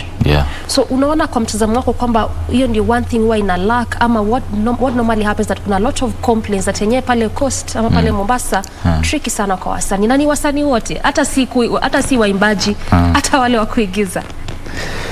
Mimi naweza tu nikasema kwamba unajua nako tukienda kwenye ukweli Nairobi ndio Kenya. Nairobi ndio Kenya. So sasa tukasema media za Mombasa haziko Kenya nzima. So hata ukicheza Mombasa sana, ni ngumu sana mtu aliye Nairobi kukusikia. Ama kujue. So inabidi hata ukiangalia kama Susumila akifanya media tu na Mombasa lazima kuja Nairobi. Akina Dazzle Kiduchu akifanya media tu Mombasa lazima kuja Nairobi. Manake Nairobi ndio Kenya. Ukitazama KBC sasa hivi Mombasa utaiona. Lakini media za kule nyingi zake hazifiki huko. Hatuzijui. Ndio balaa hilo. Basi inatakana tufanye nini haswa, because wenyewe kwa kweli we cannot say lazima wasanii wote hata wale wa Eldoret, Kakamega wakuje tu Nairobi. We also need to empower those areas, at least hata ukiwa msanii wa pale Vihiga. Tunaweza kujua bado. Wewe kwa mtazamo kama msanii nini inatakana tufanye haswa, ni kwa serikali ama ni kwa wasanii wenyewe ama ni hapa management? Vyote. Serikali inafaa pia iangalie sana wasanii. Unajua kwa sababu ukiangalia kama nchi yetu Tanzania, nchi jirani, kuna BASATA ukitoa nyimbo inaangaliwa, unajua kuna misingi ukitoa nyimbo inafuatwa, unajua. Anyway, Kenya jiimbie tu. Kenya Free Nation jiimbie, bandika goma lako tuende nalo. Unaona? So watu wa Kenya, yani Kenya hakuna kitu ambacho kinahusiana na usanii kwenye serikali. Vile vile pia kipato cha vijana wengi siku hizi hatuna kazi, unajua. So vipato vitu viko chini sana. Unaona? Ambapo pia media za kule Mombasa pia ziangalie sana wasanii ambao upcoming, ambao wasanii ambao wanakuwa kuliko wasanii ambao washamake it. Maana unapata mabadogo kama sisi kule kwetu saa zingine unapata ngoma kuchezwa ni kazi ngumu. Kupata kama interview inakuwa ngumu, unakuwa unajisukuma sana. Lakini pia ukituangalia tutafika tu. Umefanya comparison na Tanzania, lakini utapata Wakenya wengi wanasema kwamba basi nyimbo za Tanzania ziko na content. Shida ya sisi wa Kenya ni kuwa hakuna ile content, pengine no wonder wasanii wengi huku wachezwi. Siamini kwa hilo. Maana kuna vipaji vingi sana. Kenya kuna vipaji vingi sana. Watu wanaimba sana, sio mchezo. Unajua, sema tu ni lazima tuzingatie maadili. Sio lazima utukane ndio uwe msanii. Alafu mimi naamini kwamba ukifanya kitu ambacho hata wazazi wako wanaweza wakakiangalia na kuwa vizuri. Maanake hatujiimbii sisi, hatujifurahishi. Na siimbii kwa sababu ya vijana. Naimba kwa sababu ya dunia nzima. Yeah. Okay. Haya, tukuje kwa muziki wako sasa. Dio. Wakati ambapo unatunga nyimbo zako, kwa sababu umetambia kwamba pia wewe unaandika na unaimba. Nini haswa huwa ina inform how you create your music? Mimi napenda sana kujifikiria mwenyewe na vile vitu ambavyo vinatokea. Unajua ambapo sio mwenyeji sana wa kuandikia nyimbo nyumbani. Ideas zinakuja tu nikiwa studio, nikifika tu studio. Mwambia producer, ningependa kuimba kitu kama hiki. Hebu jaribu kuniwekea sound kama hii, na inafanyika tu. Yeah, automatically kwa sababu ni kitu ambacho niko nacho. Yeah. So ukisema kwamba upendi kuandikia nyimbo ukiwa nyumbani, unapenda ukiwa pale studio because ideas zinakuja pale studio. Yeah. Ni environment yako, ni vitu ambazo umepitia we kama msanii ama we kama Tommy, ama ni huwa ni vitu ambavyo maybe marafiki wako wamepitia, haswa huwa nini exactly, because kila msanii ako na inspiration. Yani mimi napendaga kuimba, kujiimba na kuimba vitu ambavyo naviona na marafiki. Manake kile kitu ambacho mimi nachokiimba huaga ni real. Sijawahi kuimbaga vitu vya uongo. Ni real. Napendaga kuimba vitu vya real. Vya ukweli. Vya ukweli kabisa. Yeah. So kwa mfano kama Napambana, nyimbo ambayo nimefanya miezi miwili iliyopita. Ni kulingana na juhudi zangu vile nimeanza muziki, nikakuja nikapitia shida za management, vitu kama hivyo. So najipa nguvu bado. Afudua zinatoka kwa mashabiki, kwa mama yangu mzazi. So nikaona acha nifanye nyimbo Napambana ambao kila nikiona itakuwa inanishauri mimi kitu. Na pia itawafundisha vijana kwamba tufai kukata tamaa. Maana safari ya maisha huwa ngumu sana. Kwa hivyo Napambana ilikuwa based on your own experience. Yeah. Can you go through in terms kwa muziki ama? Kwa muziki. Kwa muziki na maisha pia. Kwa maisha. Yeah. Nini haswa specific kwa maisha? Because pia umetuambia nyimbo ambazo wewe unaimba ni za ukweli. Yeah. Si vitu fake. Kitu ambacho siwezi kusahau sana kwenye maisha yangu ni kwamba nilikuwaga nafanya kazi sehemu fulani kule Mombasa. Alafu ilikuwa ni kazi ngumu sana, maana ilikuwa ni mjengo. Hiyo ni 2019. Alafu maisha yangu yalikuwa magumu, maana nilikuwa nimetoka shule. Alafu unajua mimi nimetoka familia ya kawaida sana ya kimaskini nini, unajua. Na niko na ndugu zangu ambao wananifuata. Sasa challenge yuko, mshahara wangu ni 1400 kwa mwezi. Na nalala nyumba ya 1500. 3000 zitakusaidia nini? Utafanya nini? Utashoot nini? Utarekodi na nini? Unaona? So nikakuwa kazi ngumu sana mpaka kuja nikaiacha. And nikakuja nikaacha muziki kwa mwaka mzima. Manake sikuwa na pesa, sikuwa na kazi, vitu vilikuwa vigumu, unajua. Bali ambapo nilikuja nilikuwa nafanyaga kazi pale Voi, nilikuwa na kibanda pale Catholic Church. Municipal ikakuja ikavunja. So nikabaki bila kitu. Sasa nikikumbuka ile situation naona mimi ni mpambanaji kweli. Kama ndio mimi nipo paka leo. Yeah. All right. Yeah. Now we just want to take a very, very short break. We are coming back with Tommy to continue explaining and making us understand about his story and his journey of music, even as we talk about the reprieve for artists.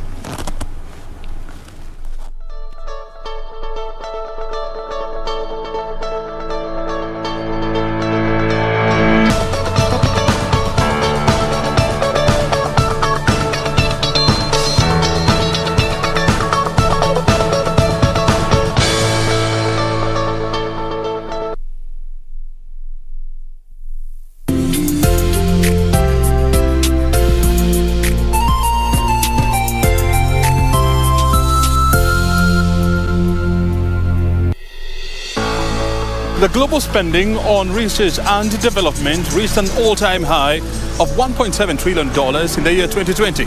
And 10 countries account for 80% of this budget. And Kenya is not a member of this elite club. We are training our people, we are guiding our people so that they don't only depend on buying what is coming from abroad, but developing their own and also competing with the chance that they are, and they'll reach there. This week on Inside Government, our focus is on R&D, the hit and the misses, and of course, the lessons learned, right here on KBC Channel 1.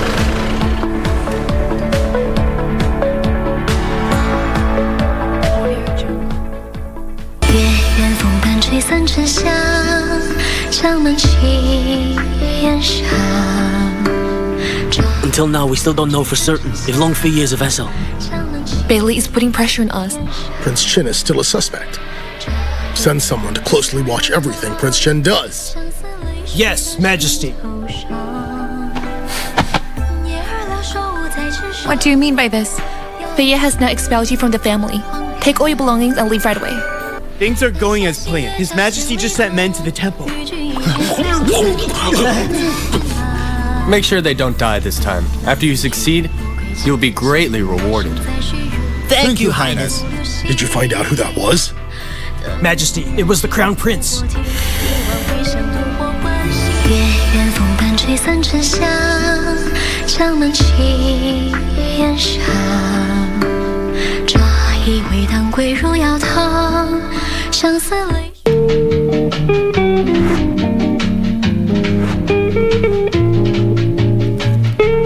Nilikuja hapa saa 10 na kasoro mukia. Mudu ya kwanza ndo kaleta keti akasitakiwa. Mudu ya pili akasitakiwa. Sasa mumeleta ya huyu mtoto amepatia mzee mimba. Wewe ulikuwa na kesi hapa? Nikisema kwamba sijai kuona naweza kuwa nasema rongo. Bwana, si ulikuja na ukabuka na mimi pale bwana. Ndio mtoto yako ya kufuate. Wewe umeitumwa pesa na mwanaume. Ndio unakula, anatuma tena. Haulizi?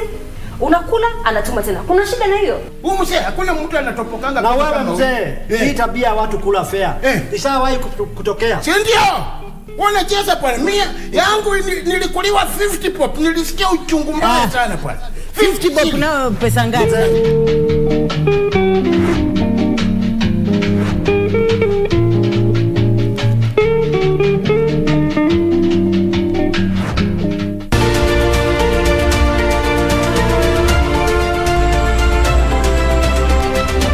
My name is Rosemary Warongo and I'm a wildlife warrior. The Grevy's zebra is one of Africa's most endangered animals.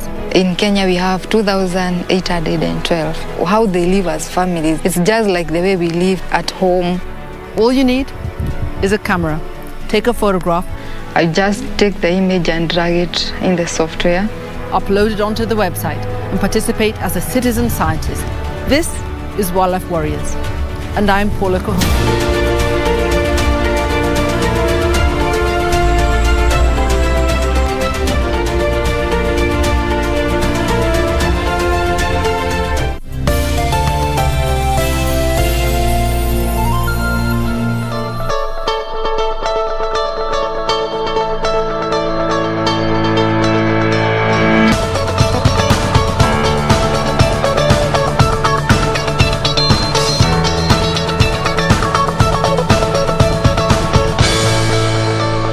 Welcome back to the program. We still continue with our segment Entertainment Thursday, and my guest on set is still Tommy D. Just trying to still understand about his music and all this that entails for him to be an artist. Tommy, before we went on break, tunaongelea kwamba hizi changamoto ambazo umekuwa ukipitia kama msanii na pia ndio si kama mashabiki tuweze kuelewa. Sometimes tukiona msanii ameanza muziki 2013 akaimba for like 3 years akateka break for a year or 2.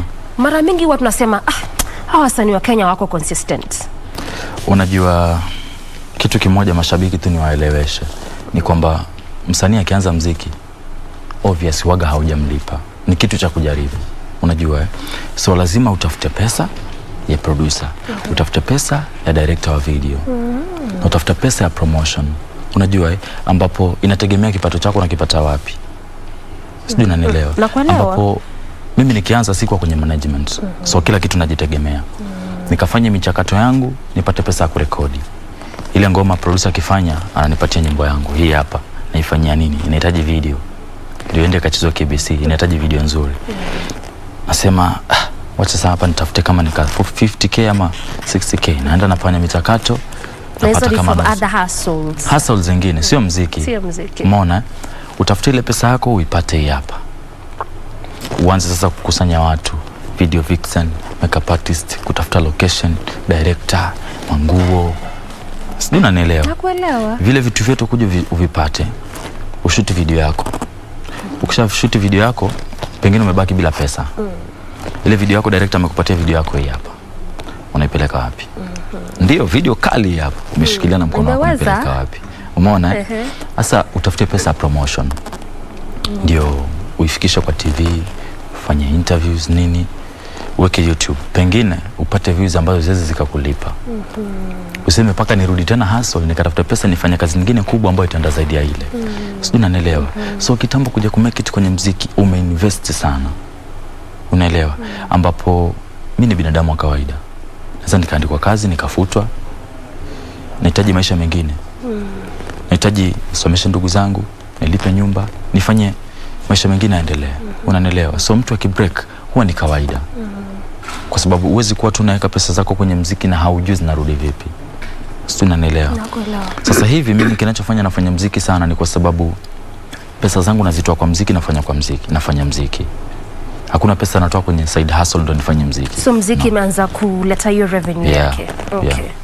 So mara mingi vile tu unasema ni mara mingi sisi kama mashabiki tunakuanga very quick to castigate and judge and complain about Kenyan artists ama hata wasanii in general, kusema shida kubwa, alafu mara mingi tunasema shida kubwa ni consistency. Amko consistent, but mara mingi unapata kumbe kuna kuanga na so many other factors that we do not understand. Na kwamba pia muziki na usanii, kwanza usanii tu in general, ukianza it's all about how much you invest in it. Sure. Kwa sababu kitu kimoja nikwambie tu, msanii ni muonekano. Kila sehemu, yani hata ukikaa hivi na watu 5 unafahamu mtu akikuangalia yule ni msanii. Kwanza kuweka image yako tayari ni kazi ngumu sana. Maana ufai kurudia nguo sana basi kana kwamba na tunakuona kwa TV. Tunakuona sasa. So sisi ni watu wa kawaida kama watu wengine, ambapo michakato yetu ni kujitahidi tutafute pesa tuziweke kwenye muziki, ambapo tunapambana tukingoja kesho na kesho kutwa zikuja kuturegeshea. Okay. Na tukiongelea kuhusu hizi changamoto za wasanii na usanii kuwa yani it's very difficult for usanii kwanza kujipa from the onset. But at least we know what the government is trying to do, because pale wale kwa tunaongea kuhusu that it has to be a collective responsibility, kwamba tukisema wasanii wote wa hii nchi hawezi kuja Nairobi ndo wa make it. Lazima at least to make it easy for artists. The other day we saw the government the state rather exempt ringtones from excise tax, na pia waka revise zile sales generated from your tune. Wewe kama msanii, what does this say about what the state is doing na inakusaidia vipi kama msanii?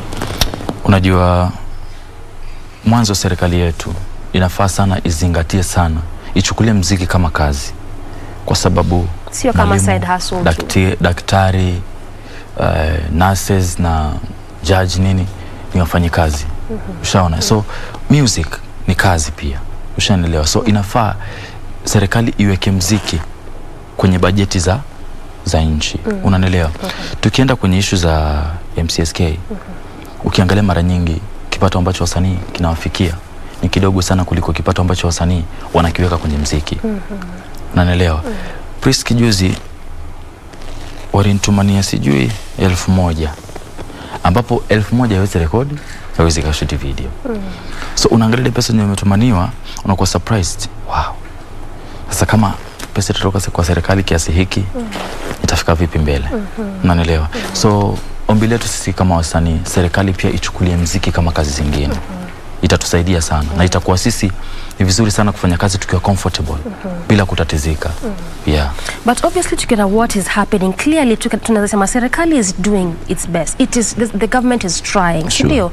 So maybe shida from what you're saying is that shida ni hawa watu hapa katikati, maybe press MCSK. Is that what the challenge is? Because tunaona the government is trying to help artists in one way or the other. Mimi nahisi kwamba tatizo liko hapa katikati. Maana kutoka last year wasanii wakubwa kina Willy Paul, Calligraph walikuwa wote wanalalamikia kuhusu hizi mapress MCSK. Wanawalipa pesa kidogo. Yani unapata msanii anaweza akatumia hivi na milioni kwenye video. Alafu anakuja anatumia na 25k na MCSK shwari. Kama 2500. Alafu ukijaribu kuangalia yule msanii hakuna media ambayo imchezi. So obvious umetapeliwa. Unaona? So kama kuna jambo lazima likatendeka, tafaa sana.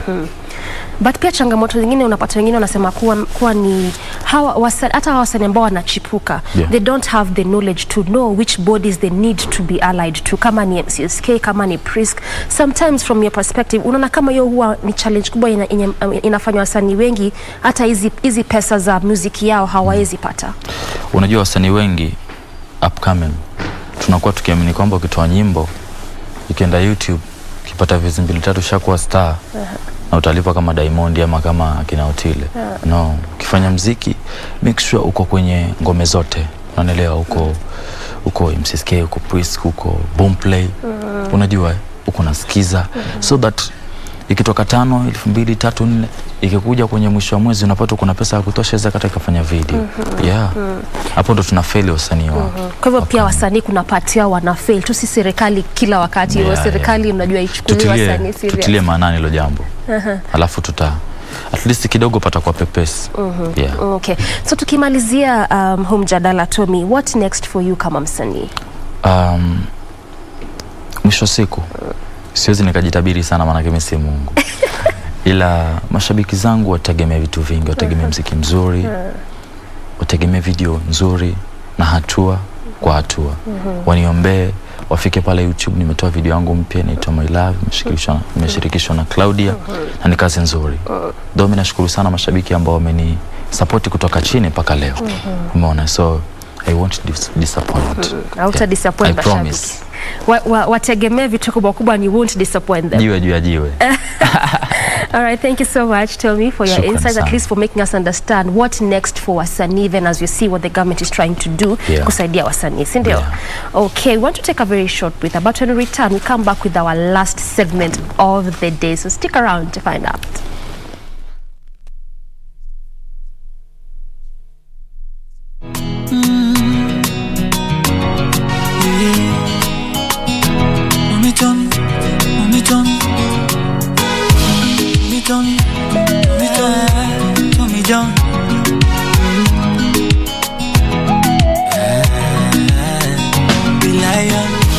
Kesho utanipenda ama ndio kichekesho utanitenga, moyo wangu kilio nimeshaumizwa sana, kwendo langu kimilio chunga tusije zama, nimedanganywa kanganywa moyo wangu, nimedanganywa kanganywa moyo wangu,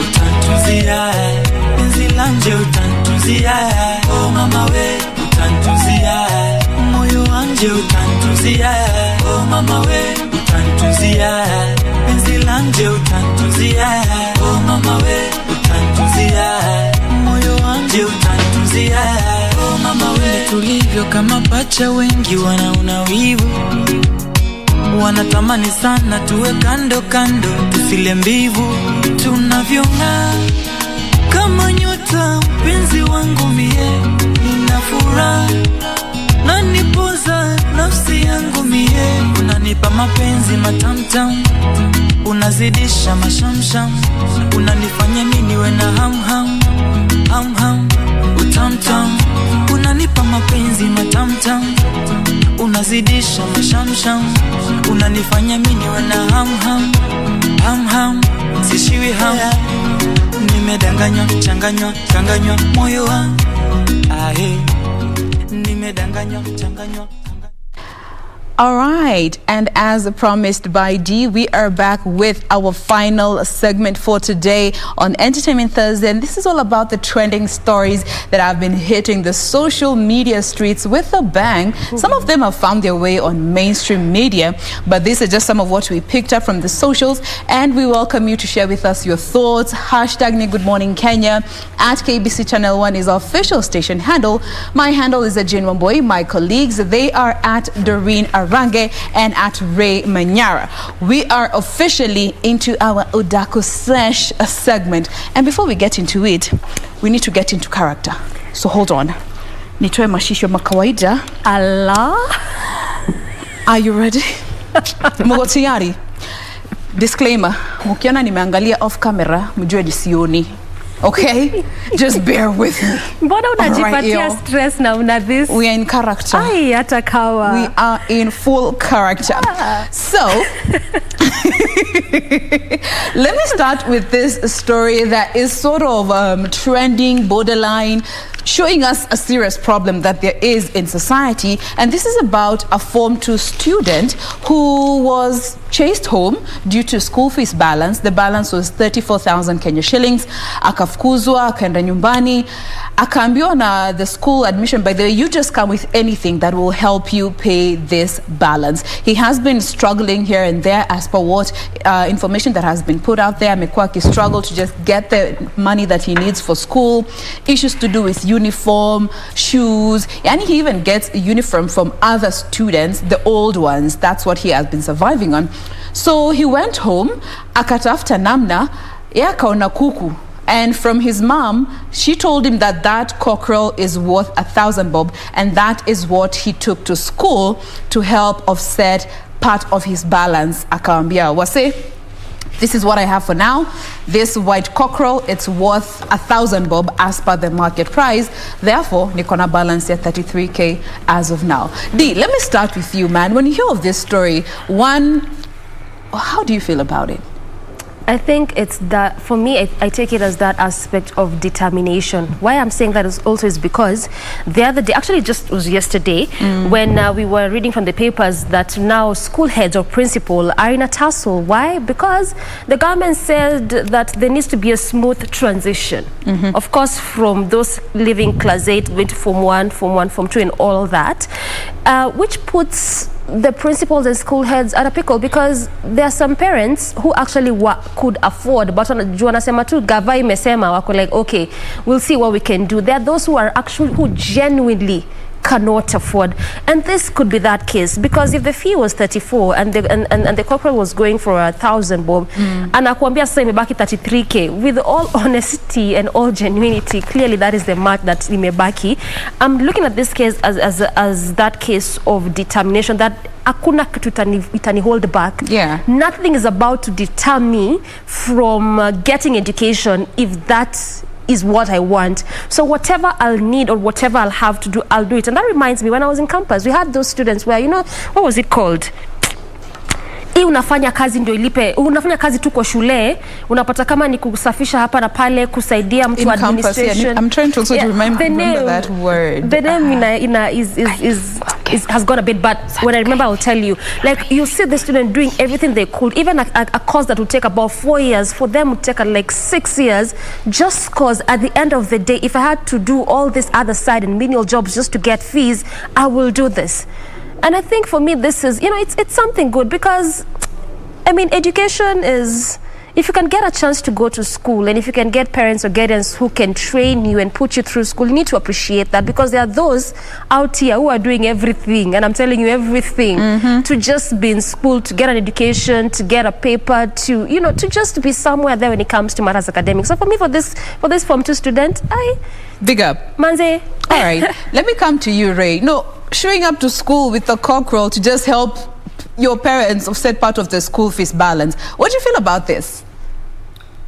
It's I wanted to look at the paper on Monday, and I think this story was highlighted in one of the dailies, and alongside it there was a child, another student, reporting to school having been dropped in a chopper.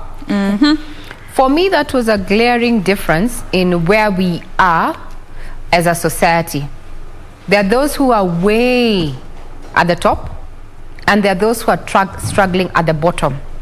But some things are common denominators, like the need for education, the need to do better.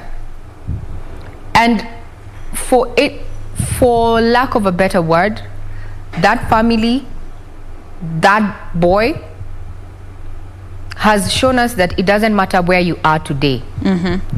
Where you are today is totally not going to tie you down to where you want to be, if you keep the focus and the zeal. Your background doesn't matter. What you have in your pocket doesn't matter. What matters is, are you determined to attain what you crave for? What are you willing to do to get to where you want to be? So for me, that was just another case to just show us how some people struggle in life, but the difference between those people who fall on the wayside, or rather who get derailed from achieving their dreams, The difference is the focus and the zeal. So I was quite encouraged by that story. It doesn't really matter where you have been or where you are. The point is, you are on this journey, headed where? It's all in the details, such little things that people might look at and be like, "Ay, bro, jogo." Acha niende home. I remember back in high school, ilikuwa kwa season ya watu wanafukuzwa na school fees, unangoja kusikia kajina yako iko kwa list. Unafurahi ni aje? Unafurahi. Guys would look forward to those times when list ikikuja kusomwa, you chomoka. And yet here there is a Form 2 kid, Matthew Simiu, just trying to do as much as he can to just stay in school. So moral of the story, do all you can to stay in school. Imagine when you're done with school, utakuwa unajiuliza ni nini nilikuwa ninakataa kusoma. Unafikanga that age, you're like, bro, you sit unajiuliza what was the issue? You guys, for me, I had a different narrative. Yeah. I never wanted to go home. Hiya. Honestly. For real? But my brothers were, and I don't know, I'm sure they're at work. They watching.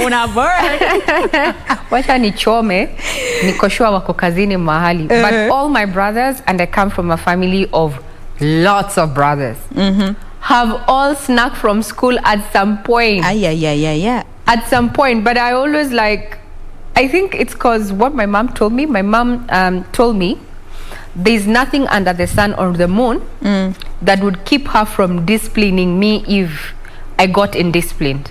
It doesn't matter how old I get.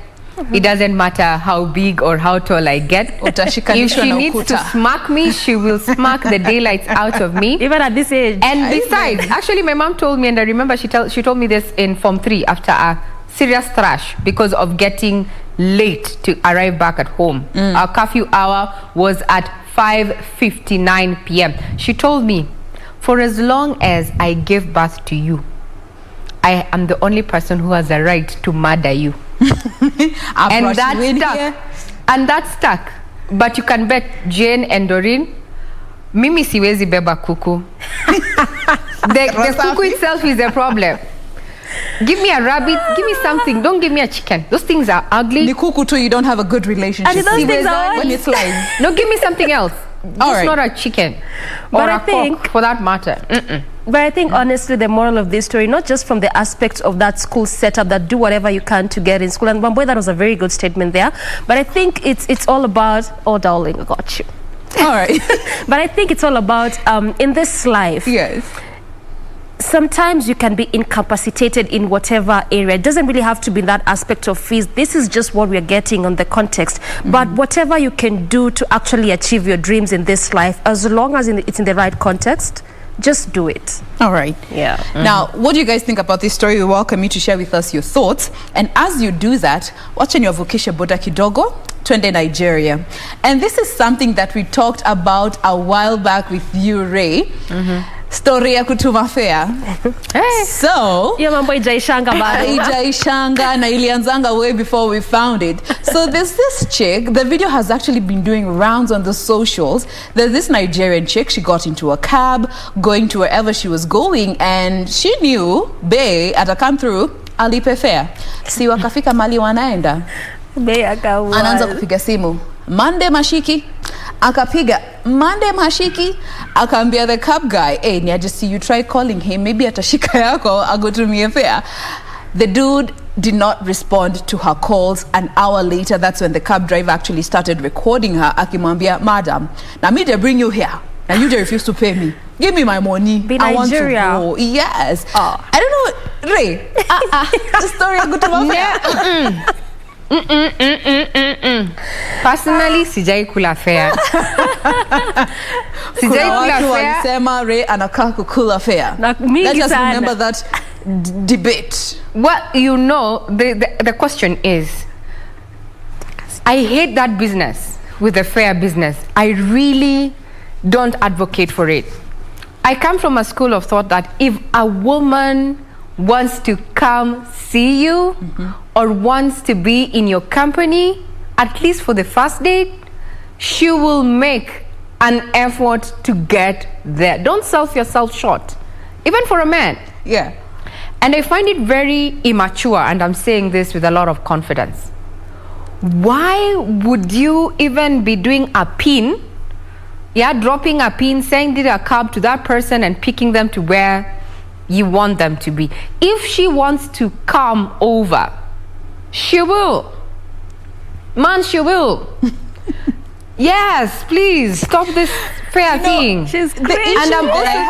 And I'm also thinking, yeah, what happened to those decent men who, if it's a date, they come pick you for Pete's sake? Kama ana gari.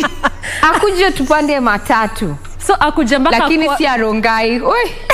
We madzorongai zi. You know, my issue is matatu ya rongai. The fact that let them come get you, Jane. Let them come get you. No, that's okay whether he comes to get you or he sends a cab to pick you. My issue is udem alikuwa ground zero and she couldn't get herself out of that situation. Na nani alikuambia unaenda na date bila pesa kwa mfuko? Like really? Uli mtu anaita boyfriend. D. Where are you going on a date without anything to buy yourself? Even my boyfriend said he or would even pay get the you fare. there. No. Never trust that much, Doreen. Mimi nasema tafadhali, trust issues are very important. Ona sasa huyu alizunguka na cab. Embarrassment. Now we are discussing about her situation all the way in Kenya from Nigeria. Beba pesa yako kwa mfuko. Yeah, please. Security begins with you. Even our very own president, and this is on a lighter note, President Uhuru Kenyatta told us that security begins with you. Tafadhali, take that very seriously. Jitegemee, yes. For me, I won't say much because I mean, ideally, niyo jitegemee, but I'd want to say this. You see, when boy you said that this is that boyfriend. I think a boyfriend is just a boyfriend. If you're a girlfriend, you're just a girlfriend. Also, I feel like that at some point when we are in these relationships, we tend to put a lot of responsibility to someone when they're not in that level yet. And then you are dating. I think for the when you're still calling yourselves boyfriend and girlfriend, you are still in that place of bado kuna ile kujuana tunajuana, kuna hiyo kujuana. So if but you're testing the waters, unaingiza kwa mguu. Well, yes and no per se, but I mean, in that kind of space or in that kind of setup, you really need not to put those kind of responsibilities. Why am I saying that? Because uchali kama angelipa fare hiyo day, hiyo ndio ingekuwa trend. Even though ingekuanga tu like on dates, oftentimes that is how it would have been. So for me, I feel like, especially if you're coming to relationship and it's really for the long haul, you are actually there to stay. Some things just do it for yourself, because also there's that level of respect you create for yourself in that man. I mean, on that man, kuna venye tu anakuona, anakubeba. So hata kama ufanyi job, kuna venye tu you can just be doing some things for yourself. Si kila kitu ufanyiwe kwa relationship. Hata wewe a boy child one day, unajua? Jesus. Shock them. Why would you go on a date without anything in your pocket? Hata umetokelezea hapo manze. Ako anajua. Well, speaking of surprising, there's another one that went to surprise the boyfriend akakuwa surprised. Hiyo ni next week. But honestly, just looking at this situation, I think it goes back to even what is a boyfriend and what is a girlfriend? Like definition. At what point do you move from casually talking to spending on each other to the next stage, to sleeping over, to engagement, to I think those lines are so blurred because squeezy boyfriends are treating their girlfriends as wives, girlfriends are treating their boyfriends as wives, as husbands for that matter. The lines are so blurred. So we are najua, as long as we are dating, bro, you are sustaining me financially. Like for this, in this particular case, you know, adi akakuwa na hiyo confidence, anaenda akio ground zero, anajua Monday ata come through. Because why not sit on a date? Let me ask you, why would a farmer be paying for the price of a cow and he's already getting the milk? I'm just asking. You know? Yeah. And I think before we go to the next topic, yes, that statement that Regina always mentions, anytime we do trending topics, because you never miss something about relationship, inafaa ikuwe inasemwa kila saa. Lakini pia Reo, unakumbuka kale ka video you were telling me about Steve Harvey akisema nini? You need to put a value onto yourself, and it's not supposed to be 50-50. It can be 85-15, because every one of us actually came forth from a woman. But the point also, as a woman, you need to know one thing. Yes. Right? And it's even in economics of scale. You're told what you invest is what you get, right? So man, I'm already getting without investing. Why should I invest? I'm already having the milk, the yogurt, the ghee, what else? The cheese and such. Butter, I'm already receiving all this.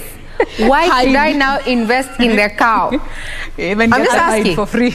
Oh, this is that is something my aunt told me. And man, she has lived for a while in this. And because earth is hard right now, nasema, if you have been giving the yogurt, the milk, the ghee, the what, kindly, hata wewe sema supply imeisha kwa sasa. Let's see where we are going with this milk business. Is it a worthy investment? Do you want to actually own the dairy company? You know, they may not want to own the company. They might just want to have the milk, the ghee, the ghee and such. Without giving the tender. Without even signing for the tender. Leave alone giving the tender, rewarding the tender. Tunaongea sort of in parables, but I know the message is home. This is national television. This is national broadcasting. This is KBC. We need to be, you know. All right. You can also, again, share with us your thoughts in regards to this story. Now, let me take you to the next story. Na hii nataka kusikia sana sana Manyara. Daughter of Manyara. Woo! What you have to say about this? Okay. So there's this lady. I'm reserving names, you know, from the West. We all love our children's birthdays. It's a big deal for us as parents. You know, okay, first birthday, by the way, if you are a young mom or you are about to celebrate your child's birthday, ya kwanza ni birthday yako. The kid will not be bothered. Okay? Both of mine have slept on their birthdays.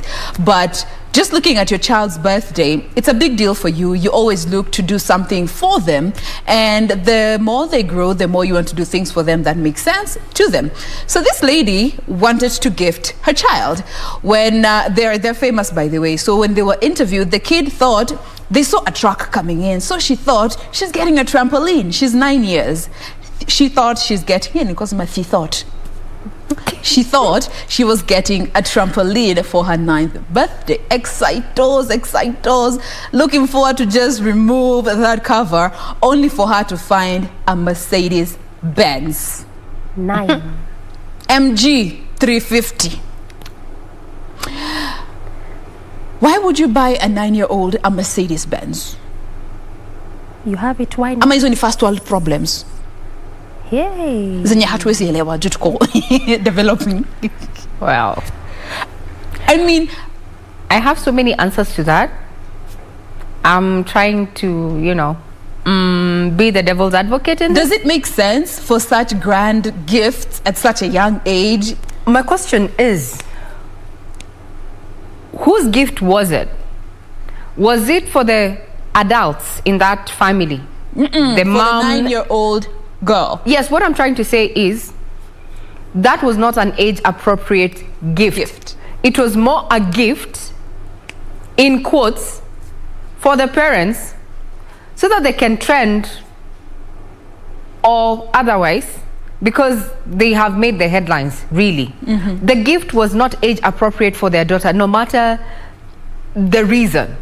Oh, love, it's the birthday. A 9-year-old, well, they may be learning how to drive, but the last I checked, there is no country, international or otherwise, that has a driving license for a 9-year-old.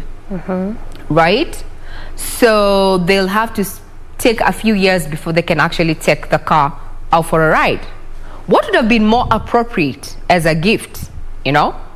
Something that they can relate with. And then this goes out to show that sometimes, us as adults, us as parents, do things not because out of love, but we want to create a star. We are doing it because of the attention it will bring to our parenting skills. You know, the talk of town, man, I gifted my daughter a Benz. And it costs 29 million Kenya shillings. Jesus, hizo ni shamba ngapi pale Kamura? I'm just looking at the shambas now that I would have, you know. Anyway, those are first world problems, but now I'm talking about what we do for our children, not for them, but for the society to view us as better parents or good parents. For me, that is what it comes out as. Because if this baby was actually asked what they want, they've already said they were expecting a trampoline. Because it's something that they can play in and have their friends play in together. Now a Benz, for Pete's sake. I'm a Benz girl. I love Benzes. But I'm wondering, because honestly, anafanyia nini?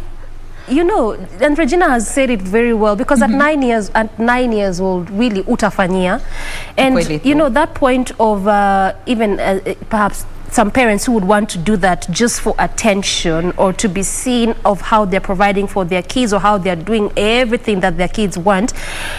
Really, are you looking at the kind of space you're putting this child into? The kind of perhaps conversation that you're making people have about this child, and this child even growing up. You know, peer mindset unawekea, that is the mindset you're putting for them, you know, that life is perhaps all about that. It's all about that luxury, all that. And it's not bad. If you have, it's not bad. But to what extent? My whole point is, to what extent? There's nothing wrong with getting your kid a car if you can, but let it be age appropriate. To the extent is just what I'm looking into. Because if this kid was perhaps 19 or 20, I mean, it's well in. If you can afford as a parent, it's well in. But at 9, just for attention, to be talked about. Well, so many people had so much to say about this. Some saying she's gifting her kid Benz, and while guys in Southwest Sydney are struggling to just have a meal a day. Talk about spoiled kids. Glad she didn't ask for a plane. Then someone did say, yay, it had a bow. It had a bow on the bonnet when it arrived. Someone else says, does it come with a driver to take her around during this COVID times or what?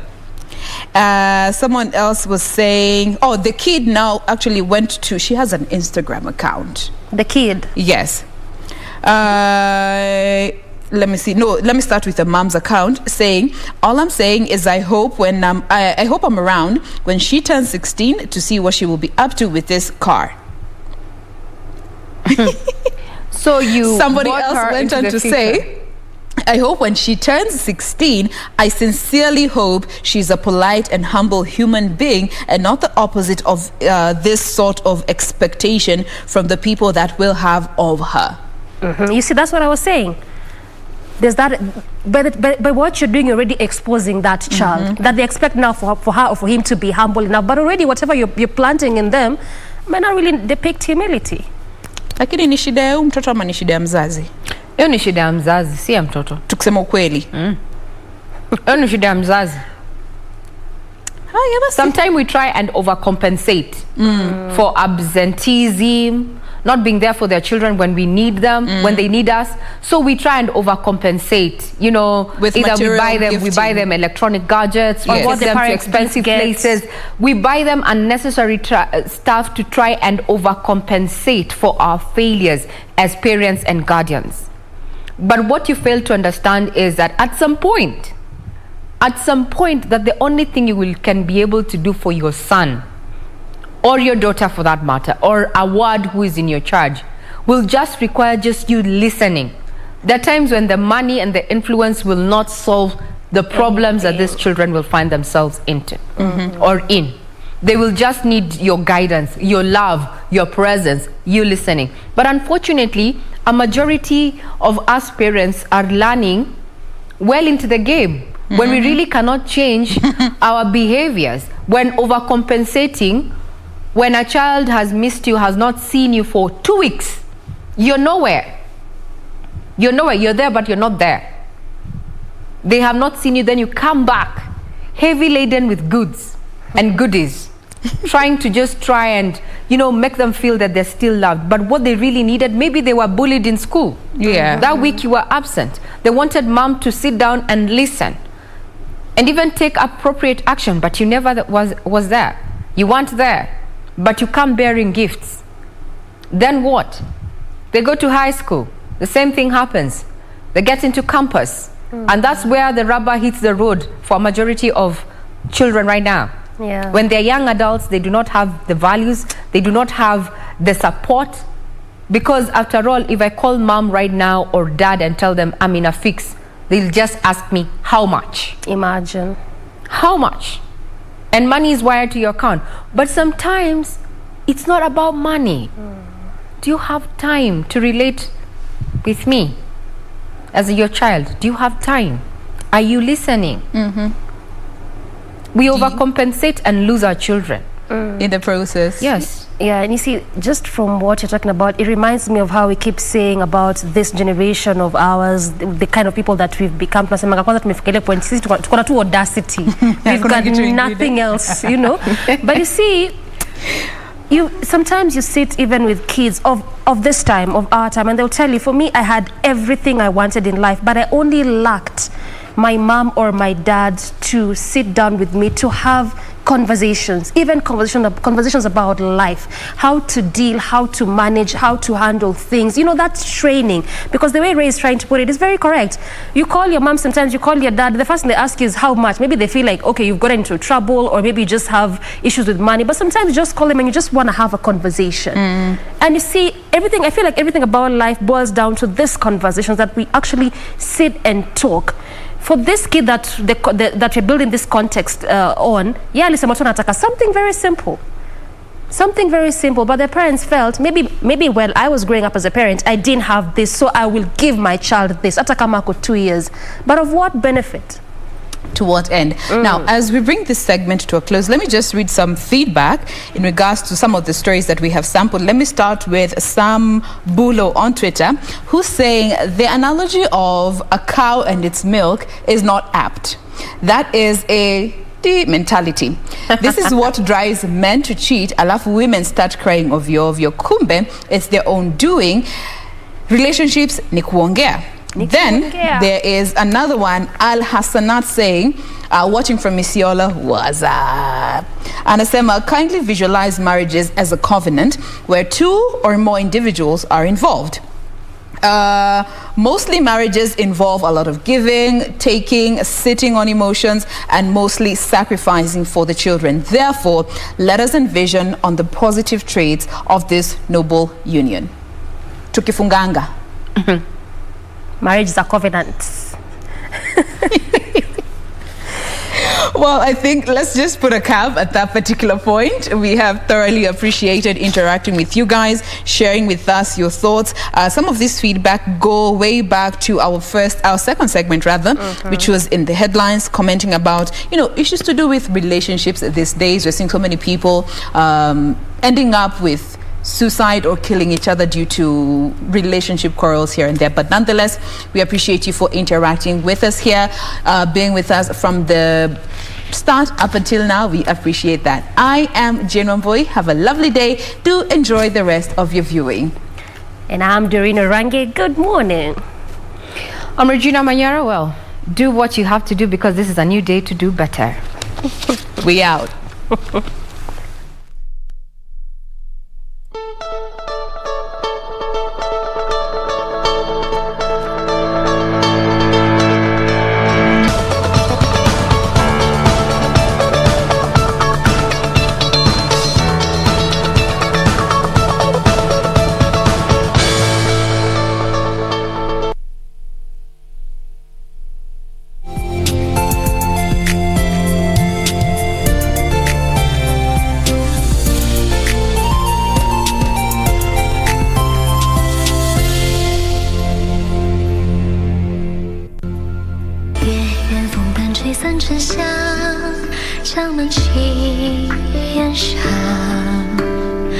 Until now, we still don't know for certain. They've longed for years of vessel. Bailey is putting pressure on us. Prince Chin is still a suspect. Send someone to closely watch everything Prince Chin does. Yes, Majesty. What do you mean by this? Thea has not expelled you from the family.